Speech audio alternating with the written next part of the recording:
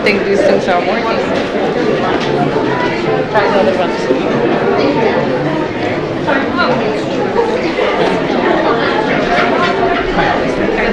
When did you guys take this photo? Oh, Lillian. No, I'm good.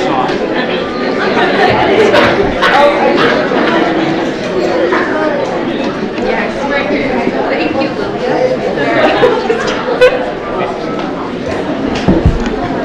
Oh, there we go.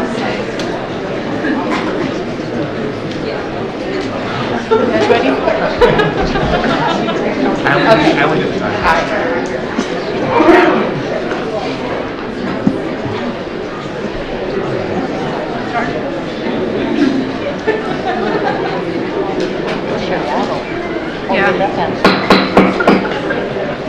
The board will now reconvene to open session and report out from our closed session. Before I begin, may I ask that we clear out the doorways, please? Both doorways, or, yeah. Thank you.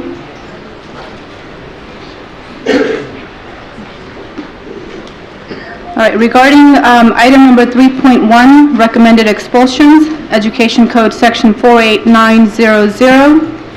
May I have a motion and a second to accept staff's recommendation and expel student number 1 and number 2? So moved. Second? Discussion? None. Roll call, please. Nishihira. Aye. Wong. Aye. Chima. Aye. Canlis. Aye. Ford. Aye. Regarding 3.2, Public Employee Performance Evaluation, Superintendent's Evaluation, Government Code Section 54957, there is nothing to report. Regarding Section 3.3, Public Employee Discipline, Dismissal, Release, Government Code Section 54957, there is nothing to report. And regarding 3.4, update on negotiations with NHUSD, bargaining units, Government Code Section 3549.1, there is nothing to report. Moving on to the procedural items, may I ask Jocelyn, our student board member, to lead us in a pledge of allegiance?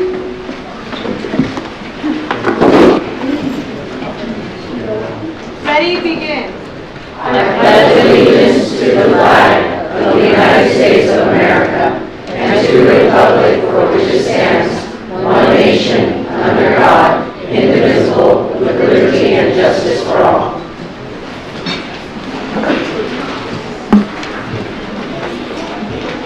Thank you. Roll call, please. Martinez.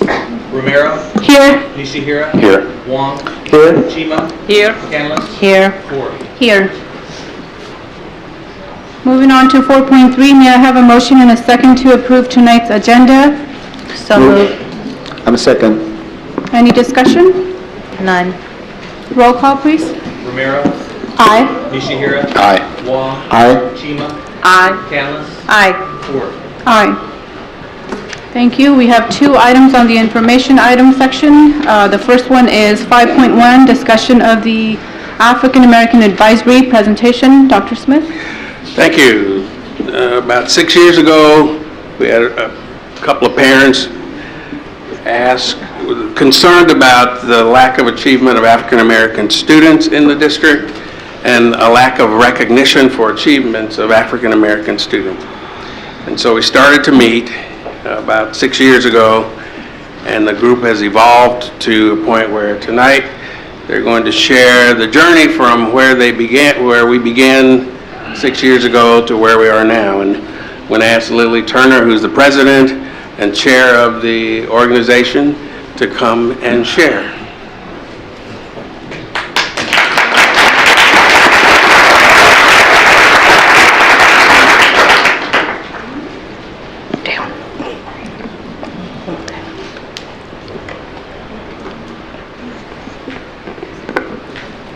Okay, if you could put it in slideshow mode, please.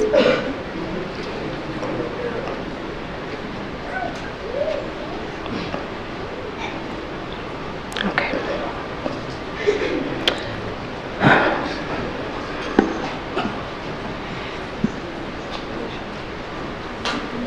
While we're still Just setting need it. up, may I ask that we still clear Yeah. out the doorways? There are people that might be Yeah, standing. that's what he just did.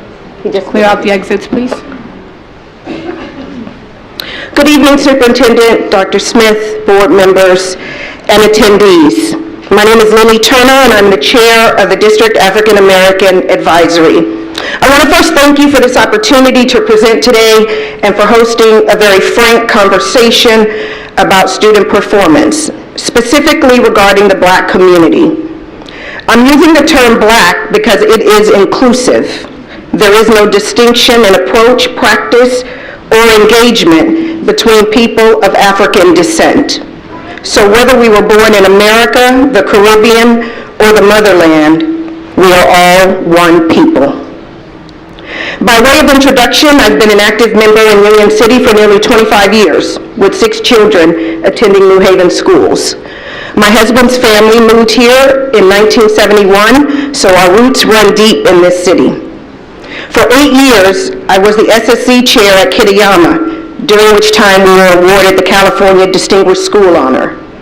I was an SSC member at Cesar Chavez and spent nearly 12 years as a Booster Club member for Logan's forensics team.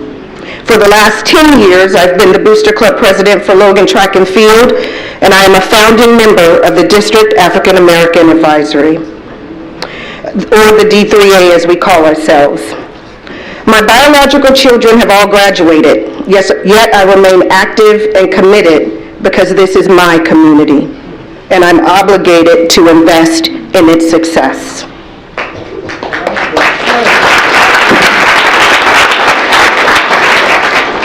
I don't know where the, One on the right. yeah, I'm hitting it, but I don't know where the sensor is. It's back there. Okay. Oh, back that way. Got it. Thank you. Thank you so much. So today I want to shed some light on the experiences of New Haven's Black student population and the urgent need to begin communicating a new narrative. These stories will uncover race relations issues that exist right here in New Haven. And yes, the time is now to create a platform for conversations long overdue. Avoidance breeds complacency. Discomfort drives actions. And that's the ultimate goal, to change the trajectory for New Haven's Black population. Historically, race relations discussions have been limited to Black versus white, or Black versus Hispanic. However, in New Haven, we find negative, racist attitudes towards Blacks are pervasive in the Indian and Asian cultures as well. And we'll explore that tonight through the stories of my children. Allow me to clarify. Black people are my people, so they are all my children. While I'll omit names, it is out of love that I claim them as my own. The D3A was formed to combat the biases that could no longer be ignored, accepting an assignment to improve the learning environment for Black students. We want to raise your awareness to the successful programs the D3A has implemented that are positively shaping the Black community. And finally, today's goal is to move this board out of the shadows, away from the periphery, and thrust you into the forefront of facilitating success for the New Haven Black community through a partnership with the D3A. All over the country, people are encouraged to report suspicious activities, to be observant of our surroundings, and to focus on behaviors that present a threat. That's where the journey of the D3A began, with parents observing unacceptable behaviors in New Haven posing threats to its Black community. Let's begin with attitudes. While in kindergarten, my daughter befriended an Indian girl who lived in her apartment complex. The two were inseparable. They walked to and from school together, enjoyed games at recess, and shared similar likes and dislikes. It was really a beautiful sight. One day, my daughter found her friend crying and upset. When asked what was bothering her, the friend said they couldn't play together anymore. Shocked, my daughter asked why. The friend explained that her father forbade them from being friends because Black people steal. In 2010, the New Haven community met Jessica Reyes, a rising star from the Puente program, accepted to MIT. Jessica was featured in the New Haven News, celebrated on the Logan campus. An exception was made, providing a platform for her to speak at Logan's graduation ceremony. Now I want to fast forward a few years to 2013, when Mariah Turner, a product of New Haven schools, was the first black student in the district's history accepted to Harvard University, the #1 university in the world. You've probably never met her, because there was no New Haven News article, no graduation speech, no celebration of the historical significance of her accomplishments, not even a single New Haven Foundation scholarship. Just silence. Fast forward again to October 2018, when during a homecoming rally at Logan, an Asian male student wore a homemade white mask to the rally, pretending for it to be a KKK mask. A black female student saw him do this at the rally, and a physical altercation ensued between the two. The Asian student claimed he was trying to be, quote, edgy funny, and denied knowledge about the KKK's origin or history. Outraged, parents inquired about how the matter was addressed in an email exchange with Mr. Barr and during a D3A meeting. Parents were informed, given that both students were willing to participate in a harm circle, the Logan administration did not pursue a recommendation for expulsion for the male student. Furthermore, the D3A was advised that the student's disciplinary outcome was minimized in part because he wrote a letter of apology and had no prior incidents on his record. There was no letter sent home to parents about the incident. There was no consultation with the Ethnic Studies Department. There was no consultation with the Equity Council. There was no consultation with the superintendent. There was no consultation with the D3A. A significant incident hushed away by isolated internal proceedings. Just last week, the nation learned of Wisconsin students distributing N-word passes to their friends, a permission, as it were, to freely use the N-word. It's easy to deflect and think this is a Wisconsin issue, but not so. My children in middle and high school speak frequently of the pervasiveness in which the New Haven Asian community uses the N-word, claiming as well that they've been granted, quote unquote, granted a pass to do so. The prevalent usage of this hate-filled, derogatory term rings throughout the New Haven campuses unchecked. We all see, but where are the voices crying out? In 2017, the D3A hosted a focus group for black students and parents to discuss their experiences and identify enhancement opportunities. Participants were segmented by school type, elementary, middle, and high school, and their responses aggregated accordingly.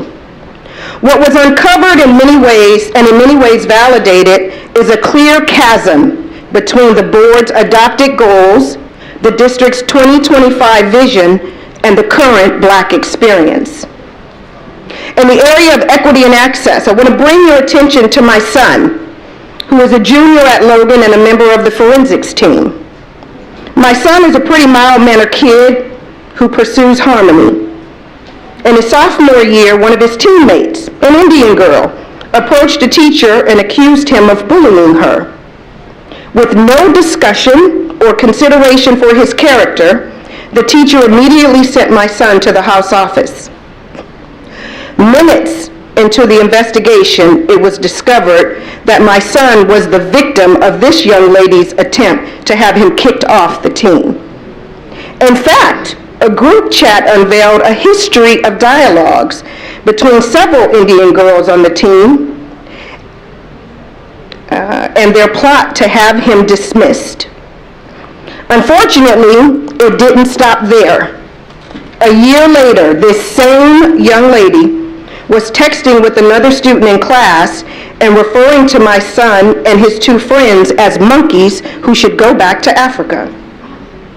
When confronted about her bigotry, the victimizer screamed victim, telling the administrator that the boys were intimidating her.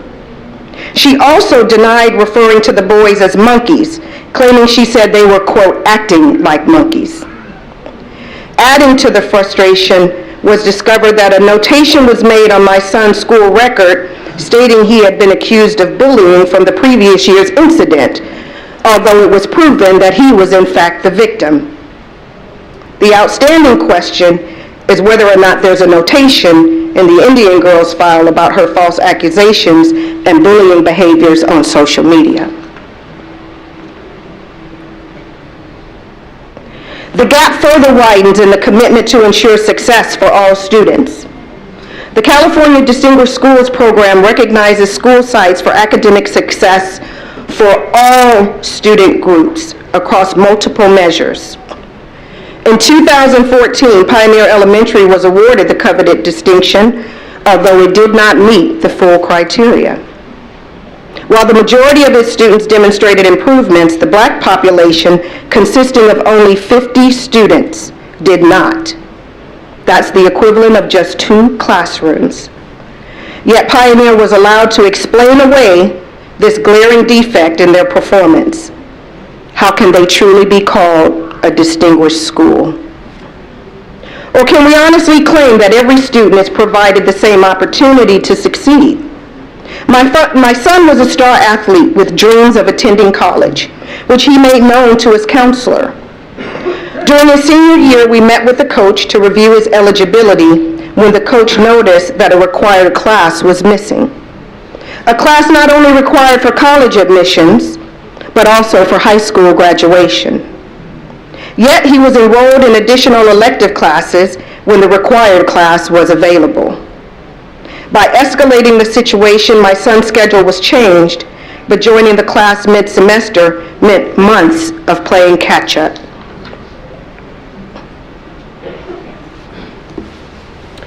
One component of the New Haven 2025 vision is that teachers promote student voice, student leadership, and opportunities for critical thinking.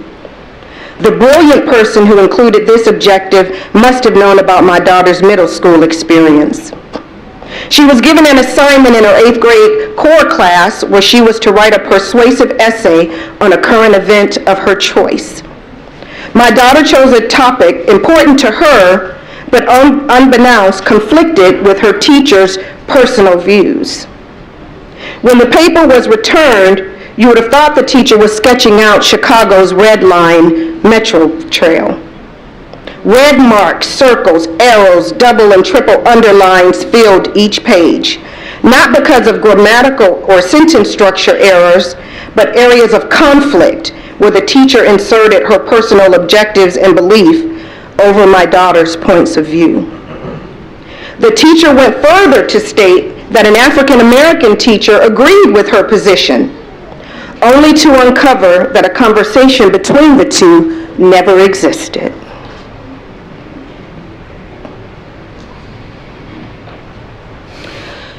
And so, being a good parent, I initiated a discussion with a former board member who is a good friend of mine. Upon hearing my concerns, this person began to make reference to the low socioeconomic student population, at which time I reminded my friend that not all black students come from a low socioeconomic background. To which my friend replied, yes, I didn't mean to imply so, but when the board talks about African American students, it's usually in the context of low socioeconomic populations. My friend meant no malice, but the revelations were shocking, disturbing, and in stark contrast to the mission statement the district claims to uphold. How ignorant to assume categorically that all black people are low socioeconomic, and how irresponsible to assume that a child's economic status determines their destiny. You see, I'm not ashamed to say that I was one of those low socioeconomic students. and I grew up in South Central Los Angeles. Instead of reinforcing negative stereotypes or looking for excuses to discharge themselves of their duties, my teachers, counselors, and administrators encouraged me to dream big, to work hard to achieve. They emphasized positive messages about my potential, told me not to allow my circumstances to dictate my future, and they presented growth and expansion opportunities. Now today stands before you a graduate of the University of California, Berkeley, a former award-winning engineering executive, and a current successful business owner. Those teachers, counselors, and administrators didn't know the outcome of their effort, but it didn't prevent them from making the investment.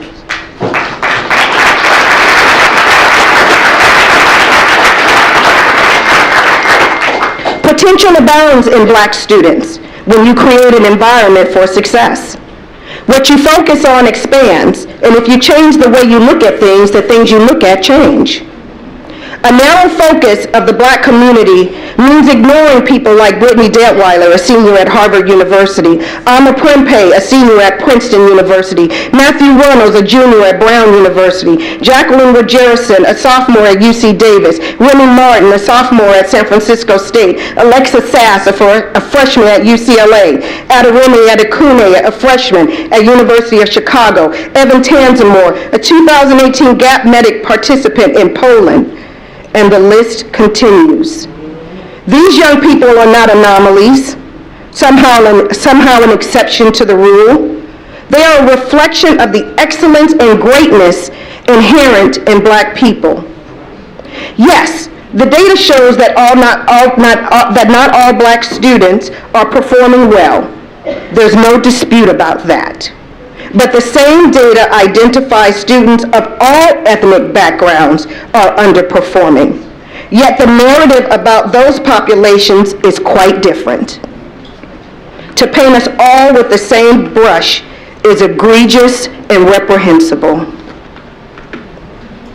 And still we rise. The profound words of Dr. Maya Angelou ring true right here in Union City.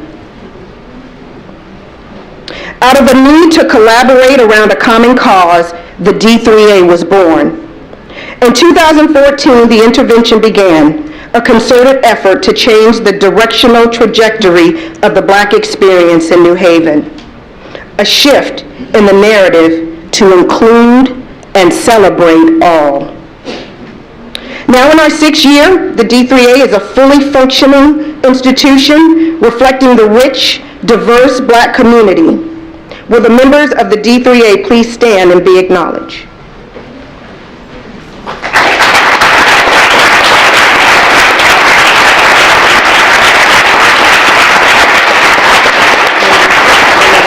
Remain.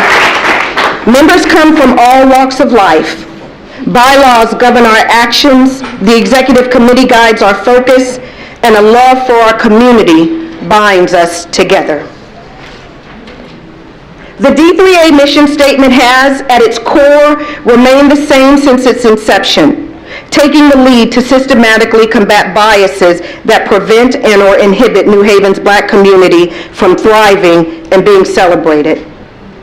There are many problems to solve for. Thus, the D3A has taken a multidimensional approach to uncover and implement solutions. We are also a safe environment for information flow, raising awareness to issues, concerns, and reasons to rejoice as a community. Our scope spans across the district in a multifaceted strategy to influence and impact New Haven. The annual Soul Food Dinner is a cultural celebration of college awareness event open to the entire New Haven community. Through community partnerships, Black Girls Leads and $1 Million Minds provides mentorship opportunities for Logan's freshman girls and interested young men, allowing Black students to engage with positive adults that look like them. Middle school students enjoy a broad range of cultural and educational enrichment programs administered by our partners at the Village Method. The Dream Scholarship Program is administered through and in partnership with the New Haven Schools Foundation. It is the first and only district program dedicated to the Black community. Students apply across 6 categories of achievement. To date, we've awarded nearly $12,000 to well-deserving students. In 2019, our goal is $10,000. On Saturday, June 1st, Logan will host the 4th annual Black Celebration, a commencement event recognizing Black students promoting from 5th and 8th grade and honoring the graduating senior class. The D3A has evolved over 6 years. Seeds were planted, flowers budded, and gave life to our first fruits. Sustainability and growth are the next phase, and that requires commitment and investment from this board. An imprimatur is someone's official, formal support or approval. An official declaration, just as you see advertisements for a product or brand being the official sponsor of an event or organization, such as the Olympics, we want your imprimatur, your official stamp of support, commitment, and approval. We are asking this board to give institutional imprimatur, meaning that on issues and concerns related to Black students specifically, and Blacks in the New Haven School District in general, we are consulted. This means working with us as partners to raise student achievement and student success. We are fully aware that Blacks represent 6% of the student population, yet we want to see a more assertive, deliberate push to bring intentional focus to hire Black teachers and administrators. And let's not shy away from formalizing this partnership. Let's discuss it, let's publicize it, and let's commit to it. Now, commitment comes with a shared responsibility and accountability. In the past 6 years, no board member has ever attended a D3A meeting. No board member has expressed interest in our cause. Yes, some have attended our Black Celebration event where there's public visibility, but beyond that, this board has been silent, and that has to change. The D3A desires to be the board, the D3A desires for the board to tap into our expertise in seeking solutions and showing support for the Black community. Furthermore, the board should leverage the D3A to vet all funding and endorsement requests pertaining to the Black community. We welcome partnerships with others and request the opportunity to ensure alignment with our goals and objectives. The D3A requests active participation in the superintendent search process to ensure Dr. Smith's replacement comes with a demonstrated history of commitment and success with diversity, thus safeguarding the D3A's body of work. Policy decisions, goal setting, local practices are all made best when the collective interests of all stakeholders are considered. The D3A is here to be that voice for New Haven's Black community. An example of what this might look like is this. For the most part, Logan is the place of convergence for New Haven schools. We've heard from our students that because our numbers are small, they often feel isolated and ignored. One of the places they find larger populations of their Black peers is in sports. In the past few years, Logan has made a conscious decision to, quote, move away from sports in favor of programs like band and forensics, neither of which offer community to Black students. The demographic of both groups is primarily Pacific Islanders, Asians, and Indians. So in essence, Logan is bolstering programs for one demographic at the expense of another. We want to partner with school sites to provide perspective on the direct and indirect implications of their decisions.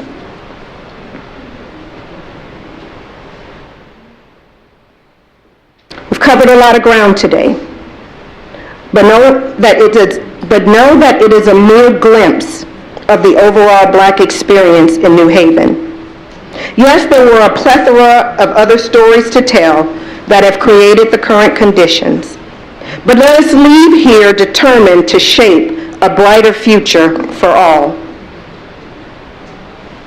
The D3A extends its hand to partner with the board. We ask that you reciprocate. And I'll end with this quote from the movie Black Panther.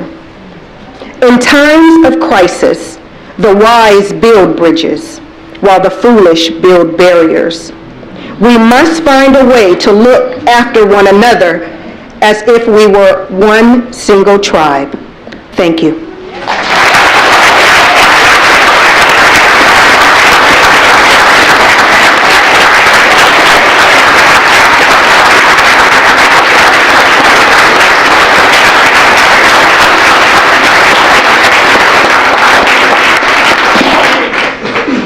Thank you, Ms. Turner. Anyone has any questions or comments? I just want to thank you for coming to present your perspectives on different aspects of New Haven. Thank you. Thank you. Thanks. I wanted to thank you for coming out. I learned a couple things. I think more specifically, kind of that new perspective that you've given me, which is that all segments are underperforming, and that's something that we don't always talk about, and I think that you've shed a lot of good light on that. The other one was you had mentioned our somewhat conscious movement away from sports. That's something I wasn't really fully aware of, but I appreciate you bringing that to my attention, and I look forward to your partnership. Thank you. Yeah, I'm very appreciative we talk about, and it's very touching. And I really apologize for that. And I know that this program and last year's, and I did not involve too much. But I did went to the achievement celebrate the parties. It's a very good program. And I can promise that if you can contact me and for next event, I try to participate. And for the community, we are not just to see the African Americans and either pay attention and for the achievement recognitions, and also for the Asian community. Asian community is the growing the group, and we want all the cities, everybody can working together and kind of like a color brand, and then we can work together. I will try to invite the Asian community, Chinese community, and to join your program if possible. I can promise, give me the call and send me a message.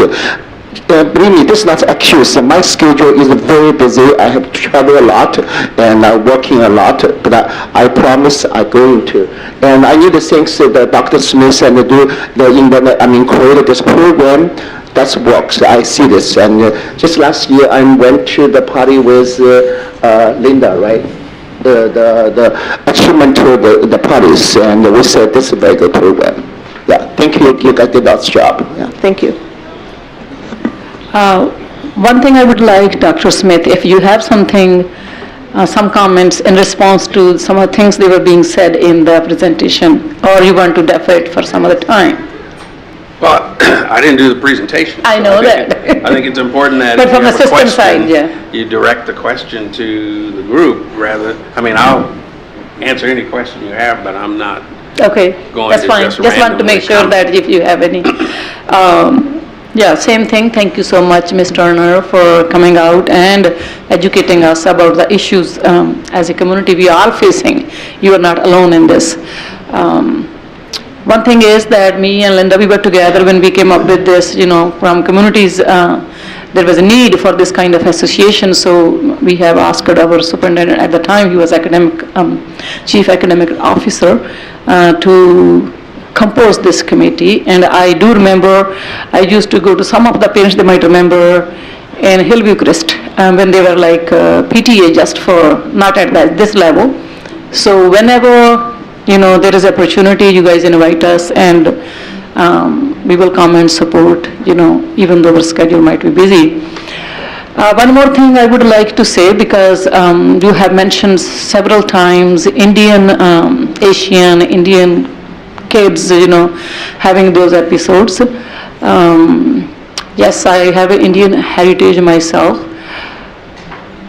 All of us, our kids, my 3 kids, they have been through some hard times when they were student here in Union City and in our New Haven schools. I think that's part of the reason that I'm sitting here.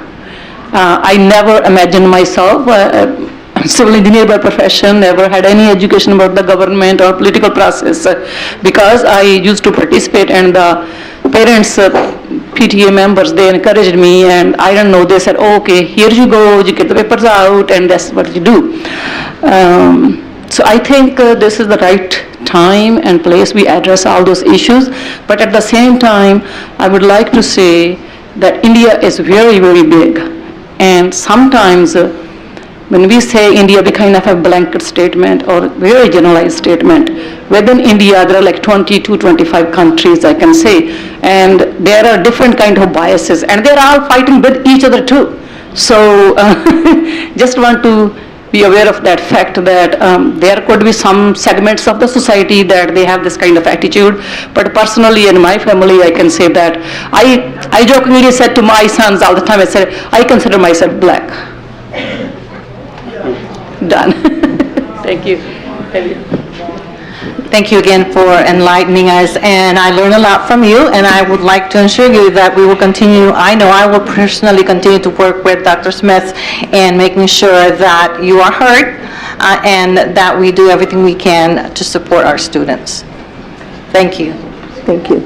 Thank you, Ms. Turner. That was a very enlightening presentation, and I'm actually kind of surprised that it took us on the board 3 years to hear the presentation. We have heard from your other partners, such as the TVM and others, but I think this was important for all of us to hear and to see, and as the board has already kind of alluded to, we are looking forward to the partnership in whichever form it might come to support your work and to support all of our students, including the African American students on campus.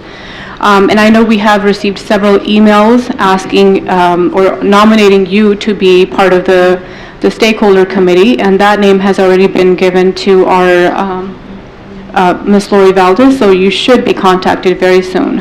If your schedule allows, if you're available, you would be asked to participate in the superintendent search. Okay. So again, thank you very much for the presentation, and we appreciate the information you shared with us. Thank you. So I want to commend you on your presentation. I had seen the PowerPoint, but you filled in a lot of gaps. And anybody who's read anything that I've written or listened to anything I said, when we say all students, the question that comes up is, do we mean all? Yeah. All should mean all students. And what's interesting to me, and I've said this, and I know we have a lot of speakers tonight, so I'm not going to go too long, but I've said before, and this is not in any way to dismiss New Haven, but if you had the opportunity, and I feel fortunate if you've seen my resume, to have seen schools all over this country, thousands of classrooms, hundreds of schools, and they all look the same. And my hope was that by going down this road, New Haven would be different, and I think we are different. I have to honestly say that. I mean, we are very explicit in how we call these things out. What we haven't been is explicit in how we address them. And I would hope that, as you said, whomever takes this position will carry that forward, because we have an obligation to all students. When I got this job, I said, students have a constitutional right to a high-quality education, and if we don't do that, we are violating their constitutional rights. And so I feel strongly that New Haven has been out there in front. Did we complete it? No. But we have used the Equity Council, we have the Ethnic Studies Task Force, we have different venues where people can, different touch points where people can get involved in the work of educating every single student to a high level. And if we don't do that, we're complicit in the inequalities that we all don't care to perpetuate. And so I thank you very much. I appreciate this group very much, and I hope that whatever happens, this group won't fall. Lily no longer has kids in the system, and she took over the chair. I want to say that too. So thank you all very much. It's been an honor to work with you. Thank you. Thank you. Can I ask one clarifying question just around next steps? Because the presentation did have an ask. And so my question is, we ask for your endorsements, for your imprimatur. What is the process to secure that? I will work with the board president on a strategy and put some tactics together, and we will hopefully, not the next meeting, but in 2 meetings, have something for you. Okay, thank you very much. I think Member Wang had a comment to make. I have one more thing to add on. As a parent, and I am very thankful for the school. My younger ones are raised in the New Haven School District, and now he's ready to go into the law school. And in the table, the conversations and the dinner tables, we always thanks for the 2 special people in the school district and was leading him and for the life. One is Regina Urban, the counselor. School counselor. The second one is Tom Lancy. Okay, I mean, the little teachers, I forgot, of course, they did lots of job, but these 2 people and really opened his mind. From my deeper heart, I thanks. They are the African Americans, they are hero, and for my kids. Yeah, thank you. Thank you all.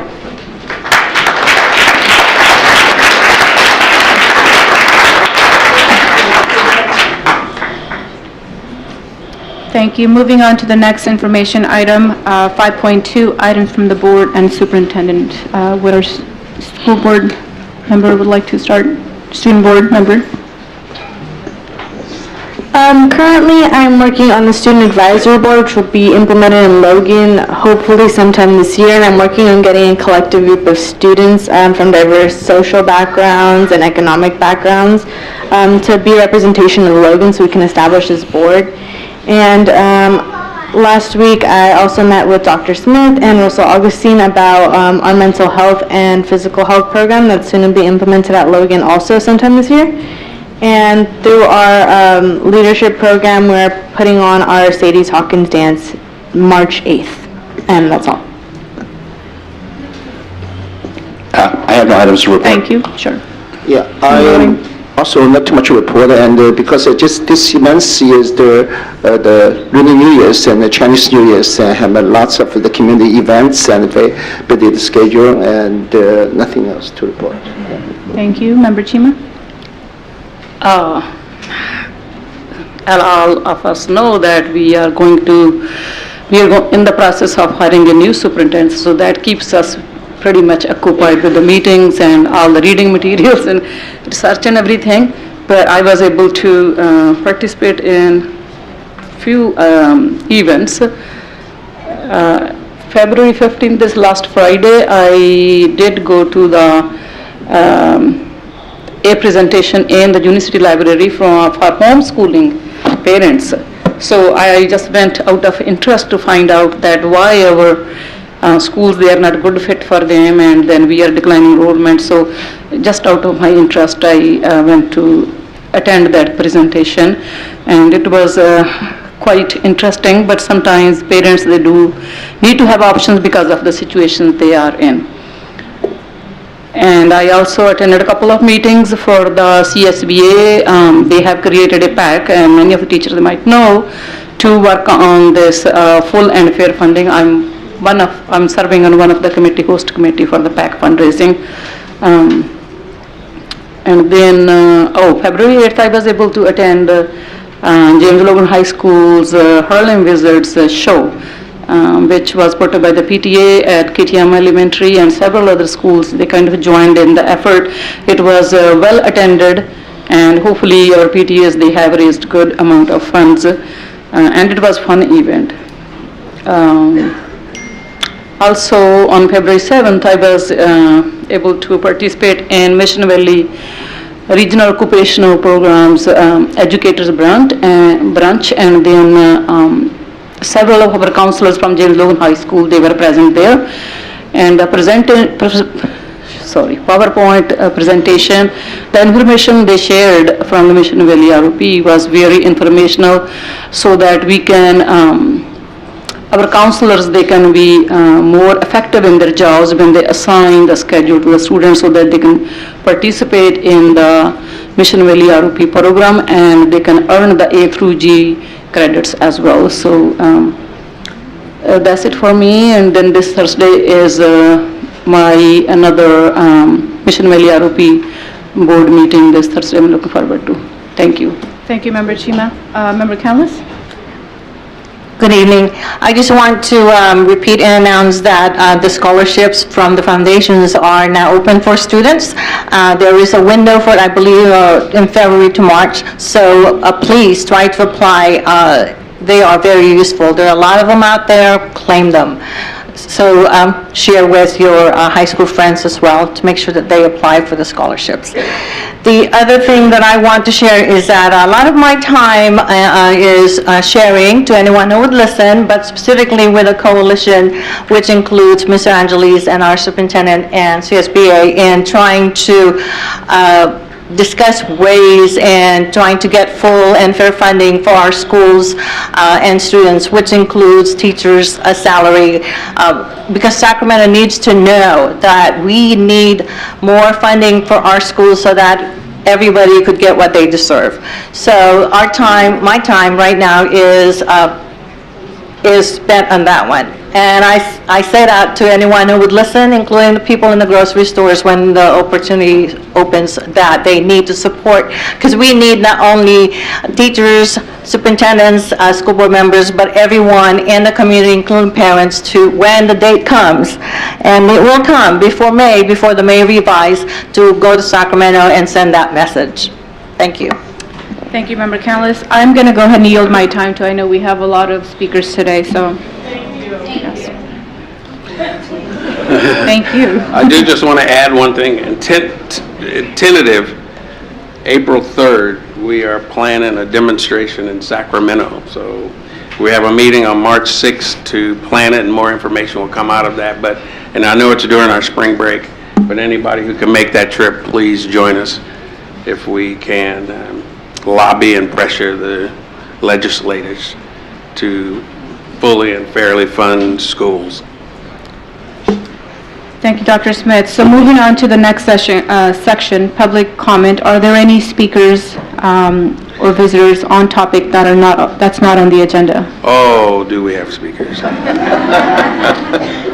The first speaker we have is Darlene Crittenden, and after Darlene Crittenden, before Darlene comes up, can you tell me the number so we can decide? we have 30 speakers. Okay. In the interest of time, can we agree to 1 minute per speaker, please? Sure. No. Most of us prepared speeches, and I'm sure you guys want to go home tonight. We want to go as well. We'd like to not be here, actually. Right. But so if we can do 1 minute and then... I'll go with 1 minute. Thank you. I mean, don't make me no, never mind, I'm good. For the last time, no, no, no, no, N-O. No! No, no, no, no, no, no, no. First, I want to start off by apologizing to the Union City community, to my parents, and to my students. Once again, this is my 25th year of teaching. I know it doesn't look like it. I started when I was 2. Once again, I am here begging to be paid. I am sick of begging to be paid. I am sick of coming here to ask the board, elected officials. You guys were elected by the Union City community, parents of mine, who want their kids to have the best education. I'm going to make it plain and simple. 0% will not pay my rent. 0% will not pay any of their rent. We want to stay here, we want to teach, but we have to be able to live here. Amen?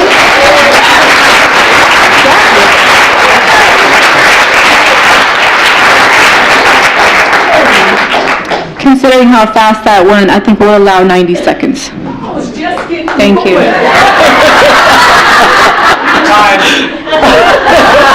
You gotta leave me alone, Derek. So, you can notice on me, I don't know if we have cameras for people in the community to see, but I want you to see this graphic about administrative pay over the last 6 years and teacher pay.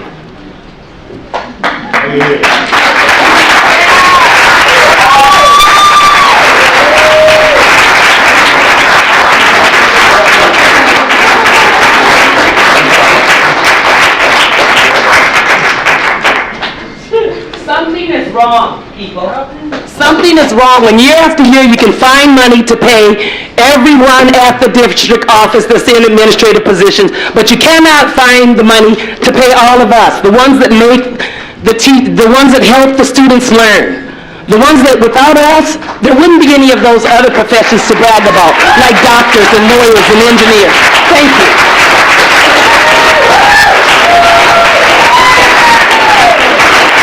The next speaker is Kim DeBono, and after Kim DeBono is Jennifer Faria. That 1 minute's going to go fast. Okay, good. Hello, I'm Kimberly DeBono, and I've been teaching in this district for 24 years. This district budget continues to divest in teachers while increasing spending on administrators. We are asking for you to repair the relationship between your classified and certificated staff by proving you believe our members are valued equally with the superintendent, who on average gets 5 to 6% increases and makes more than the governor of California. Let's look at the record. Since 2011, we have given 24 furlough days, had pay cuts and salary freezes for a total of about 13% of a setback per teacher. We helped you when things were tough. Your offer is not showing us that you want to repair our relationship. We need you to respect our members. We used to be a 51% budget priority, and now we're down to 44%. You're not showing respect to your staff with a 0% offer. You say we have declining enrollment. Declining enrollment means less teachers, and it should mean less administrators, not more. Your actions are not restoring our trust. Replenish our numbers by attracting and retaining the best educators. Your actions are replenishing administrators, not certificated staff. The 4 R's were born from our past sacrifices. You have the money to repair, restore, replenish, and show your respect for our work. So do the right thing for the people who provide you, the district, with all the accolades and hard work that are often displayed at these school board meetings. Thank you. Would you accept a 0% offer? No. Next speaker, Jennifer Faria, and after Jennifer Faria will be Gwen Bullard.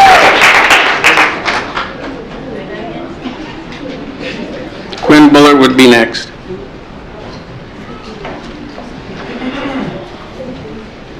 Good evening. My name is Jennifer Faria, and I teach first grade at Easton Elementary. I am a 20-plus year veteran teacher in New Haven Unified. My financial advisor asked me to bring a copy of my budget to our work session. She said, you can tell a lot about what a person values by looking at their budget.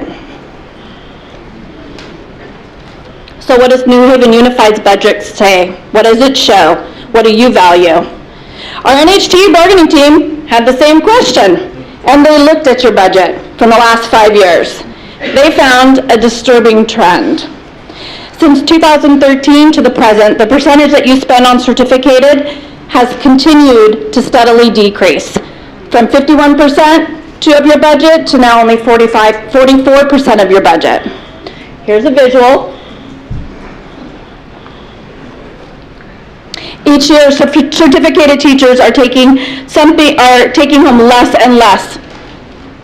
A 0% offer for certificated shows that this board and the district's bargaining team does not value us as educators.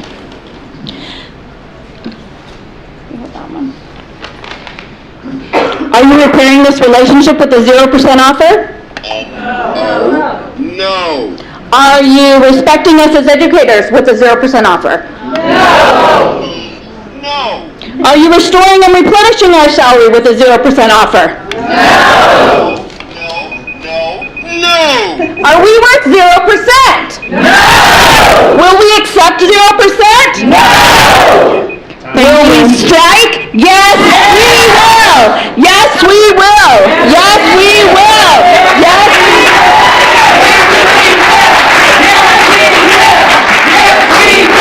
Our next speaker is Quinn Bullard, and after Quinn Bullard would be Laurie Allegra.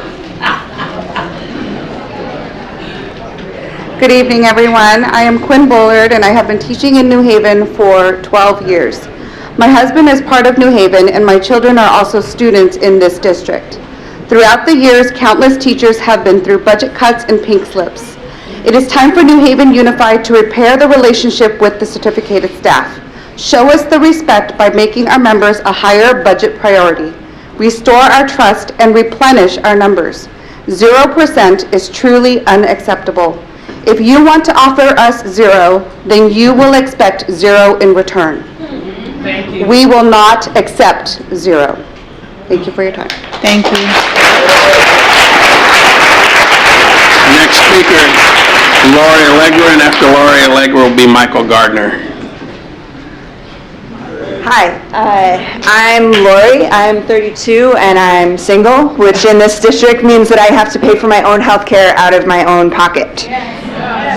So my health care plan, which I pay for 100% out of pocket, went up 30% in January, a 30% increase. And y'all might have heard that the district just offered us a 0% salary increase this year. So that means with my 30% health care increase and my 0% salary increase that in January I took a pay cut. I'm a special ed teacher in the autism program over at Alvarado. I deal with kids with really serious needs. I've had kids hit me and throw chairs at me, and what does the district thank me with? A pay cut. Last year I had a kid take off his pants, defecate on my classroom floor, and smear it on the wall, and what does the school board thank me with? A pay cut. Honestly, the part I hate most about this, though, is that we're teaching our kids that teaching is not a good job to have, and we are not in a position to be respected in this community. In other countries around the world, people understand that to have students perform well and to turn into upstanding members of the community, you need smart, well-respected teachers. When I was growing up, I was consistently at the top of my class in school and was always told, "Oh no, don't be a teacher. You're smart. Go get a good job in business or law or go be a doctor." Honestly, my parents still tell me that, especially when they hear about stuff like this. Every time the school board offers us some disrespectful, lowball offer like 0%, it tells our kids not to respect or value us as teachers. Every time the school board pushes us into mediation again, it tells our kids, don't be a teacher, go find a good job with good benefits. Thank you. If you want your kids to do well in school and get a good job, treat teaching like it's a good job too. Healthcare costs are going up, rent is going up. We deserve better than 0%. Thank you.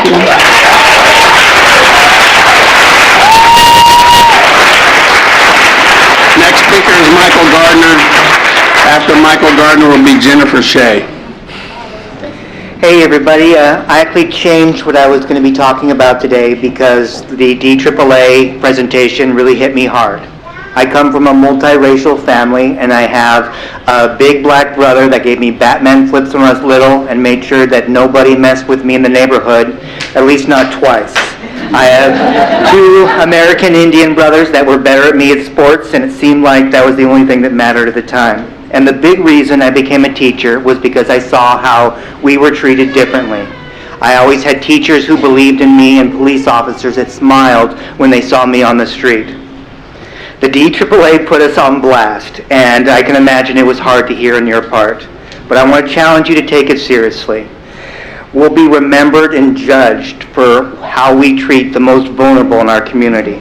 Now, teacher pay matters to me because duh, but I don't want to gain the world and lose my soul. So I'm challenging you to put their recommendations into direct action, and that's all I have to say today. Thank you. Next speaker, Jennifer Shea, and after Jennifer Shea is Roland Valina. Hi, before I begin, I would like to ask if I can get full 2 minutes because I've practiced this speech about 20 times and I've planned it exactly to the minute and I will end in 2 minutes. And as a math teacher, if you take away 25% of my time, that gets me down to a C, and I can't convey my thoughts effectively in that time. Is that okay? I think you can get started, then we'll go ahead. Okay, perfect. I just don't want to be interrupted, because I think both of us... And get started, please. Thank you. So hi, my name is Jennifer Che, and this is my 6th year teaching at Logan. Out of these 6 years, I've been the Algebra 1 cohort leader and the ICL lead teacher for 4 years. I get to school at 7 every morning and leave at 4 on the days I don't have meetings or offer tutoring, but I have either a meeting or tutoring every day of the month except for 3. 2 Wednesdays and 1 Monday. Those I stay for myself. Most days I leave anywhere from 5 to 7 p.m. But these are just hours. What I really want to emphasize is the type of work I and my fellow teachers put in. I've taught Algebra 1 every year I've been at Logan. The Algebra 1 cohort has worked tirelessly for 6 years to lower our fail rates from over 50% to under 15% this year. We've met for cohort meetings after school, during our preps, and even on Saturdays in the past to get our curriculum developed, to share best practices, and to support each other teaching a class that is oftentimes exhausting and draining. As an ICL teacher, I teach students that may enter high school with an overall lower GPA, but with the support of my fellow ICL teachers, our students graduate with a higher GPA increase than the rest of Greater Logan. I love my job and have happily put in endless hours. But when our district is at an impasse in contract negotiations 3 out of the 6 years I have been here at Logan, it makes me start to question if this is the district that I want to be at. When you tell me that you cannot afford to give me a raise, that an entire district of 600 teachers will get 0%, while admin has gotten 3% every year on a higher salary, I hope you can understand why I'm so upset. So please reconsider your 0% offer, because I know I'm not the only teacher dusting off her resume and asking for letters of rec to find a job in a district that values their teachers at more than 0%.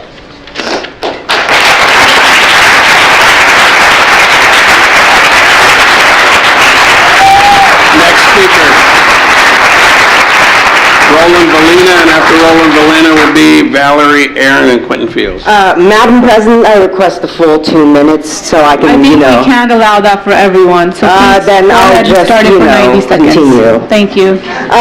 Madam President, today I rise to tell the story of Ms. Cheng. As a math teacher at James Logan and one of its youngest, she works round the clock to provide a world-class education to her students that only people in private schools would be able to have.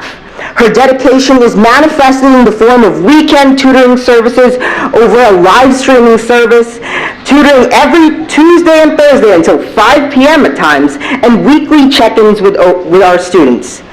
Every day, she and many other teachers go above and beyond for up to 195 students. And it is terrifying to think that at any point, because of the cost of living here, many would be forced to leave. For all that these teachers do for their students, a 10% raise is not justified, it is required.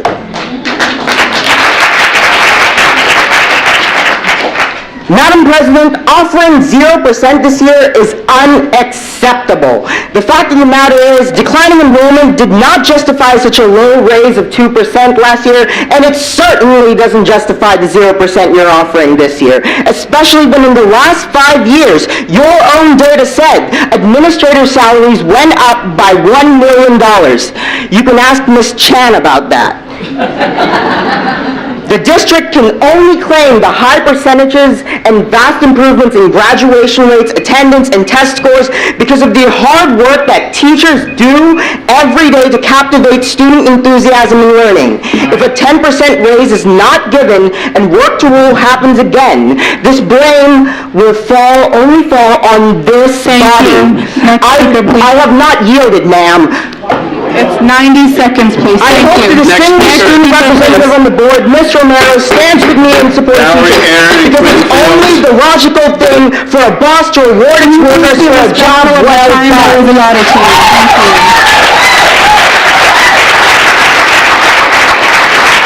Next speaker are Valerie, Aaron, and Quentin Fields, and after them will be Adriana Saavedra Luna.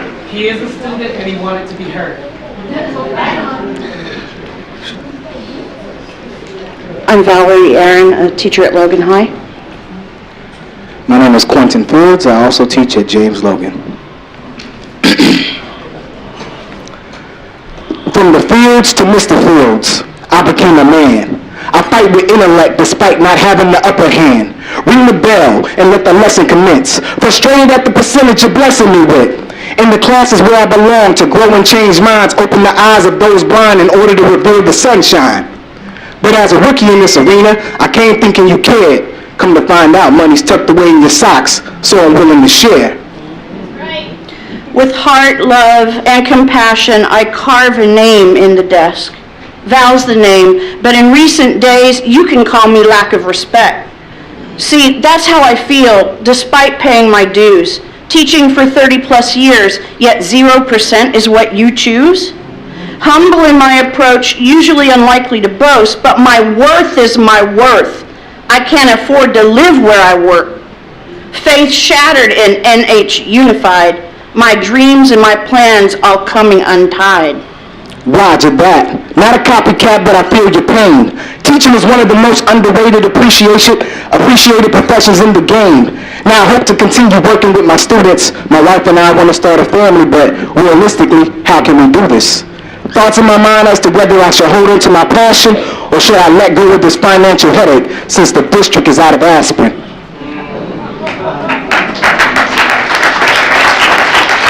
I've been here before too many times to count, devalued by our district counter amount. I'm hoping to retire within the next 6, dodge the politics and budget tricks. Until then, I want to give my all, but how do you expect me to stand tall when you're giving me nothing to stand on? I'm fighting because I want to see future teachers treated fairly. You don't know what I've been through this year. This battle does not scare me. Mentally and emotionally drained, yet I maintain the same aim. Use the dollar you give me to make change. Thank you. I think we're up. So if I can just ask everyone to be respectful of the 90 seconds, please. Go ahead, Q. Just give us one more minute. We may seem different to most of you. But see, we're actually quite similar. We love teaching our youth. Like the white literature? We can spot a plot that's quite sinister. Bottom line is you make us wonder. Is the district missing a conscience? Do they recognize the blunder? Turning heroes into zeros.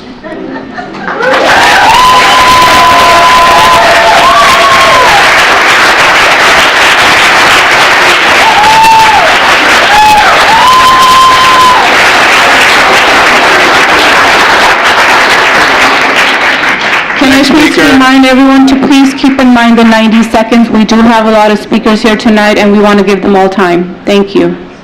And on one final thought. Ashamed, they don't know what they got.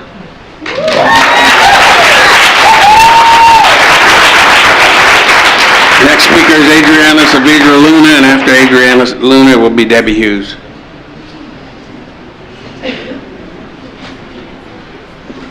Good evening.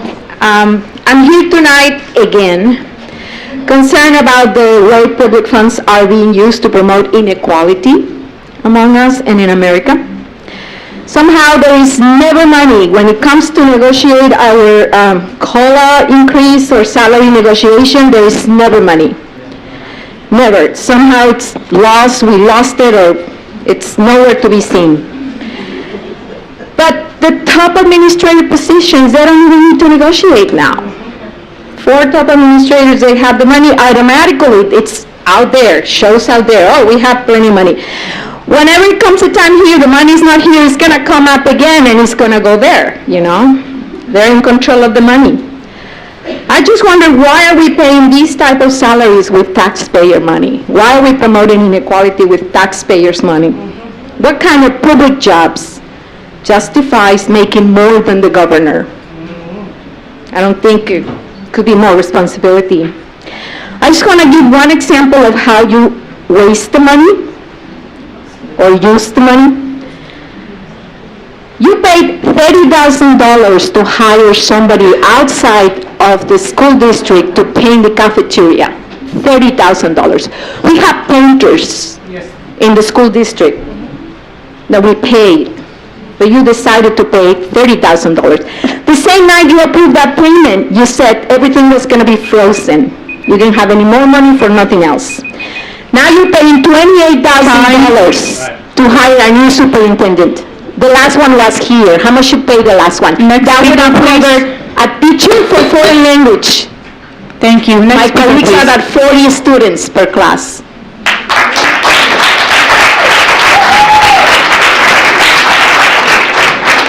The next speaker is Debbie Hughes, and after Debbie Hughes will be Terry Grunwald.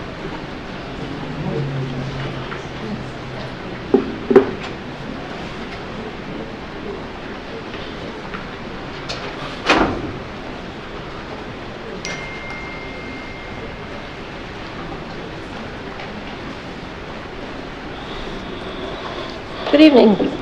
The business of the school district is educating students, and students deserve educators who are valued and can live where we work, not a revolving door of teachers. Now is the time to make the easy choice. While administrators, programs, and buildings provide the framework, we are the front line of defense for our students who often need us for more than curriculum. We provide food for those who are hungry. Listen when they have no one else to turn to. We can see in their eyes when something is wrong because we see their faces every day. We cannot be replaced. Now is the time to make the easy choice. Teachers and students are human beings, not numbers. Many of us barely survive paycheck to paycheck, living great distances in tiny studios or with parents, working second jobs, or unable to save for retirement. Surely this isn't how you want your teachers to live, or a reflection of the value you place on us. Another pay cut for teachers is obviously more dire than cutting programs or administrators' pay because we start at a lower point. How can the 575 of us be less valuable than some 40 administrators here? We are certainly worth at least half of the overall budget. Now is the time to make the easy choice. I teach the 3 I's, especially integrity and empathy too. I know you have it in your hearts to demonstrate that same integrity and empathy. For now is the time to make the easy choice to attract, retain, and truly value teachers with the pay raise that you know we are worth. Thank you. Thank you. The next speaker will be Terry Grunwald. After Terry Grunwald will be Don Heinsohn.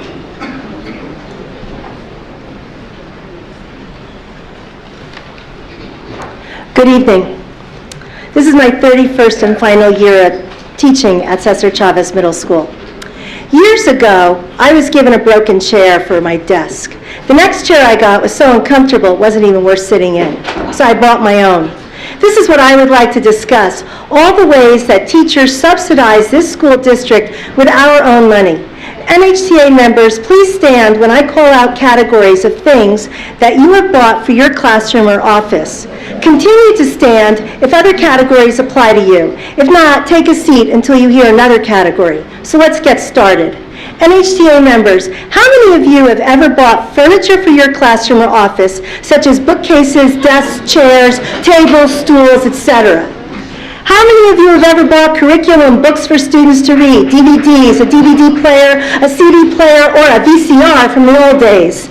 Now, how many of you have ever bought disinfectant, tissues, cleaning, office, school, or art supplies? Let's also include supplies, storage, and organizer bins or baskets. How many of you have purchased prizes for students? How many of you have purchased food for your students in case they are hungry, or you've bought them lunch? How about bus fare? How many of you have given kids money because they forgot theirs? Now, stand if you purchased something I didn't mention. I think you get the point. We go above and beyond to make our classrooms welcoming and intellectually stimulating. But we have subsidized the district tens, if not hundreds of thousands of dollars over the decades since I started teaching. So I challenge you, school board members, do what's right, what's equitable to our worth as teachers. Recognize all that we do and spend for this district. We deserve a fair raise, not the 0% we were offered this year. Thank you.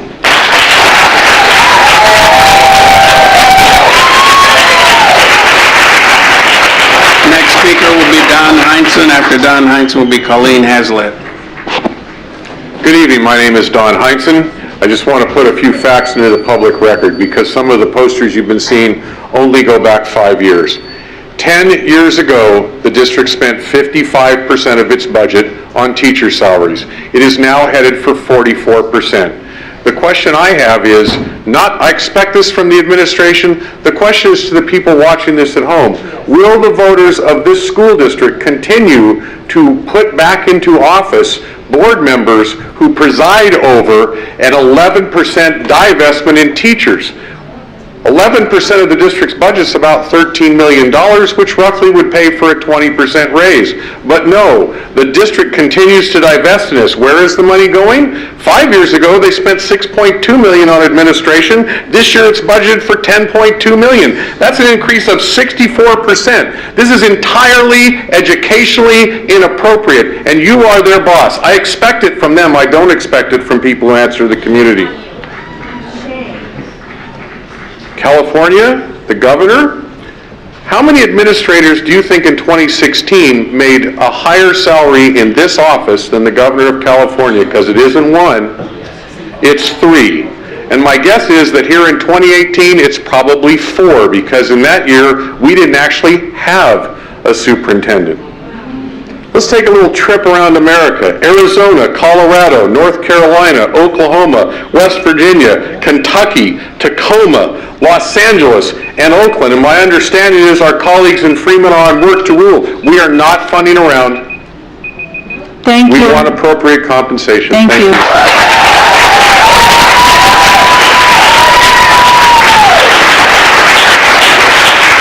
Next speaker is Colleen Hazlitt. After Colleen Hazlitt will be Cheryl Perez.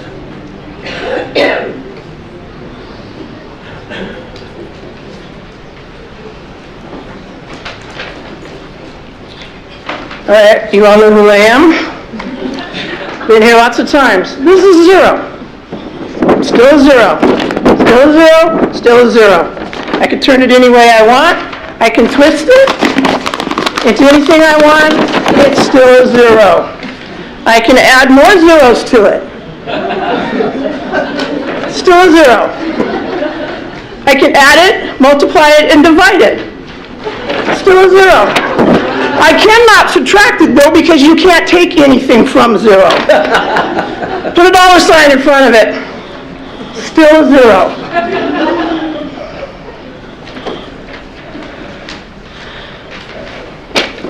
This is what you're offering us.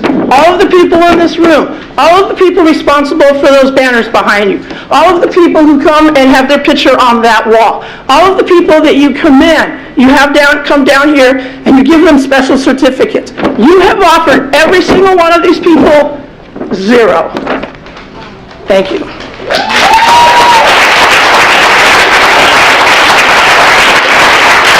Next speaker is Cheryl Perez, and after Cheryl Perez is Greg Snelling with Josh Laporte. My name is Cheryl Perez. Jashni, I'm sorry. You know who you are.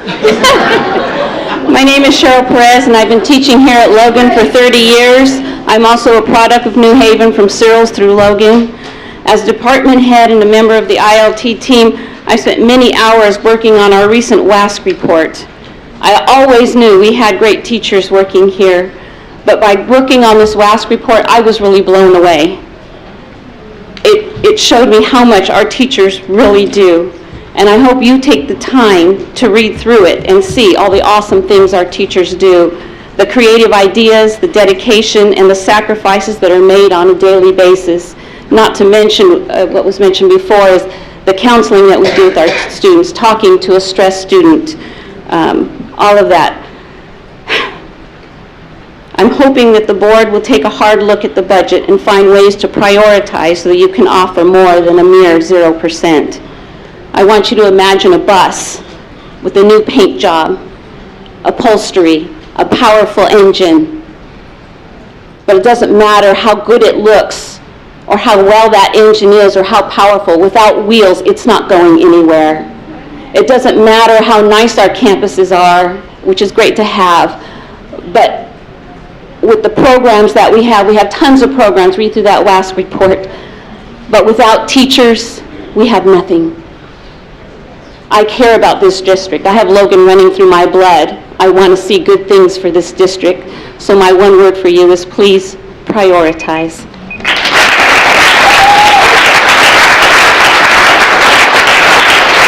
So my apologies to Justine Laporte, but next speaker, Greg Snelling and Justine Laporte. Thank you, Justine, for presenting this in tandem with me. Last Friday was the date for teachers to inform you of their non-binding employment intention for next year. Choosing to remain in New Haven has never been a more difficult decision to make. It got me reflecting that that decision is really very much highly dependent on the school board's intentions. So tonight, Justine and I would like to present the school board with a letter of intention for you. Board Policy 0100 philosophy states that a safe and caring environment is essential for people to thrive. Check the first box if you plan to contradict this by continuing to offer teachers a 0% raise for the current school year. Your philosophy goes on to say that integrity is essential for building a relationship of trust and respect. Check the second box if you plan to request New Haven teachers continue to work above and beyond without offering a raise that matches COLA or is commensurate with their abilities and work. Further, your board philosophy says that diversity is an asset that enriches and strengthens our community. Check the third box if you wish to discuss with NHTA ways that we can work to retain our talented young workforce that has trouble committing to a teaching career in New Haven due to the high cost of living and raises that don't keep pace.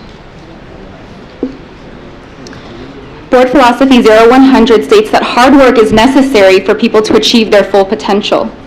Check the fourth box if you plan to work aggressively to secure more funding for K-12 education before the Prop 13 partial repeal vote in November 2020, which will not generate more funding for schools until the 2021-22 school year if it is passed. Your district philosophy states that individuals are responsible for their choices and actions. Check the fifth box if you do not plan to seek re-election, and check the sixth box if you plan to resign your position as school board member. Please return this form to the NHTA president as soon as possible so teachers can make informed decisions regarding their career, employer, and place of residence.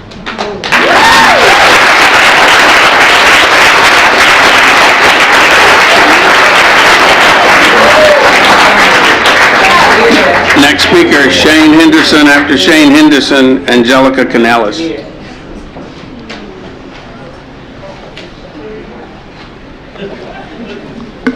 I'd like to talk to the board about the district website. The district website, under Department of Services, Business and Overview, has some facts and figures that they want to share with the community. I have a problem with some of those facts and figures. The first one says that the New Haven teachers were the second highest in average teacher compensation in Alameda County.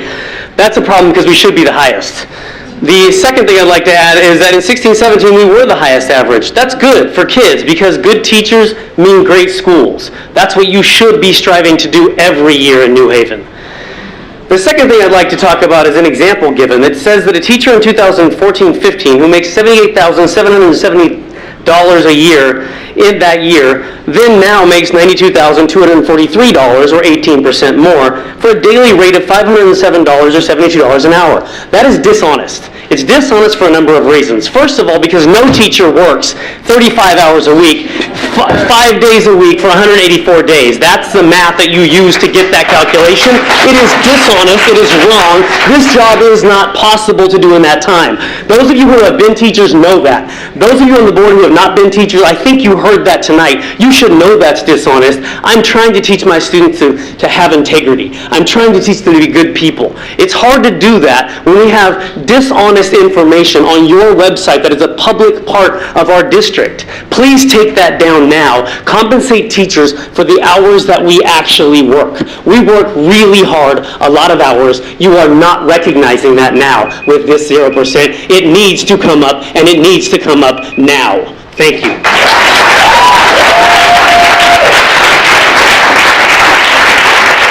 Next speaker is Angelica Canales, and after Angelica Canales is Vince Furia.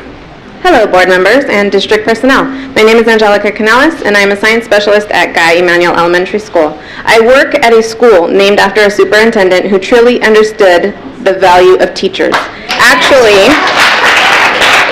Let me restate that. Mr. Emanuel truly valued students and focused on providing them the best education, not only through academics, but through arts, athletics, and other extracurricular experiences, all of which are provided by teachers. How do I know this? Not just because I read it in an article somewhere, but because I was fortunate enough to attend New Haven schools during his tenure and reap the benefits of his vision. I'm a product of the New Haven Unified School District, and as I look around at my fellow teachers, I see many others who are as well. It's because this place is special and our experience meant something to us, and we want to recreate that experience for others. I have had the honor of teaching alongside some of my former teachers, beginning with Mr. Jacobs at Barnard White Middle School, who I could never bring myself to call by his first name, John. It's a surreal experience, and it reinforces the fact that teachers stay in this district for a long time. This city is special, and people don't seem to want to leave it. As an elementary teacher, I now have the responsibility of teaching the children of my friends, family members, and former classmates. It is not a responsibility that I take lightly. Every day, I do my job to the best of my ability, and I know that I am likely to run into students and their parents at the grocery store, the softball field, all over town. I can look those parents in the eye and know that I am doing right by their children. Board members, can you say the same? You can blame Sacramento, but as elected members of the school board, this community has entrusted you to make decisions that ensure the absolute best educational experience for their children. And that means valuing the work that their teachers do every day. An offer of 0% is a clear indication that you do not value the work of the people on the front lines, the ones who come into contact with our students every single day. I ask you to reconsider this offer and settle a fair contract for teachers now.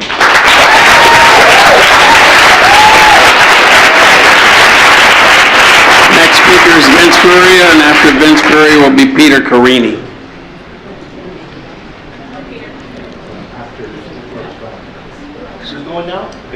Vince Furia? Okay, next speaker is Peter Carini, and after Peter Carini will be Tony Cam. Do I get Vince this time? No, thank Usually, respect cannot be quantified by a number. Usually, you can't take a number to measure the amount of respect one entity has for another. But how much is the district offering teachers? Zero. According to the Bureau of Labor Statistics, the Consumer Price Index is up 4.5% in San Francisco Bay Area, but what is the district offering teachers? Zero. And while you're on your phone, I feel disrespected right now. According to RentJungle.com, rent in Union City is up 4.5% in the last year, 21% in the last 3 years. But what is the district offering us? Zero. National Conference of State Legislatures states that health care premiums in California has gone up 8.7%. But what is the district offering us? Zero. Mercury News says that housing prices in the Bay Area are up 17% this year, but what is the district offering us? Zero. Orlando wrote an email to us 2 months ago stating that teachers have been historically undersupported at the federal and state level. But what you neglected to say in that email was that teachers are historically undersupported at the district level, because what did you offer us? Zero. How much respect does the district have for teachers? Zero. If there's a strike, how many teachers are going to cross the picket line? Zero. Zero.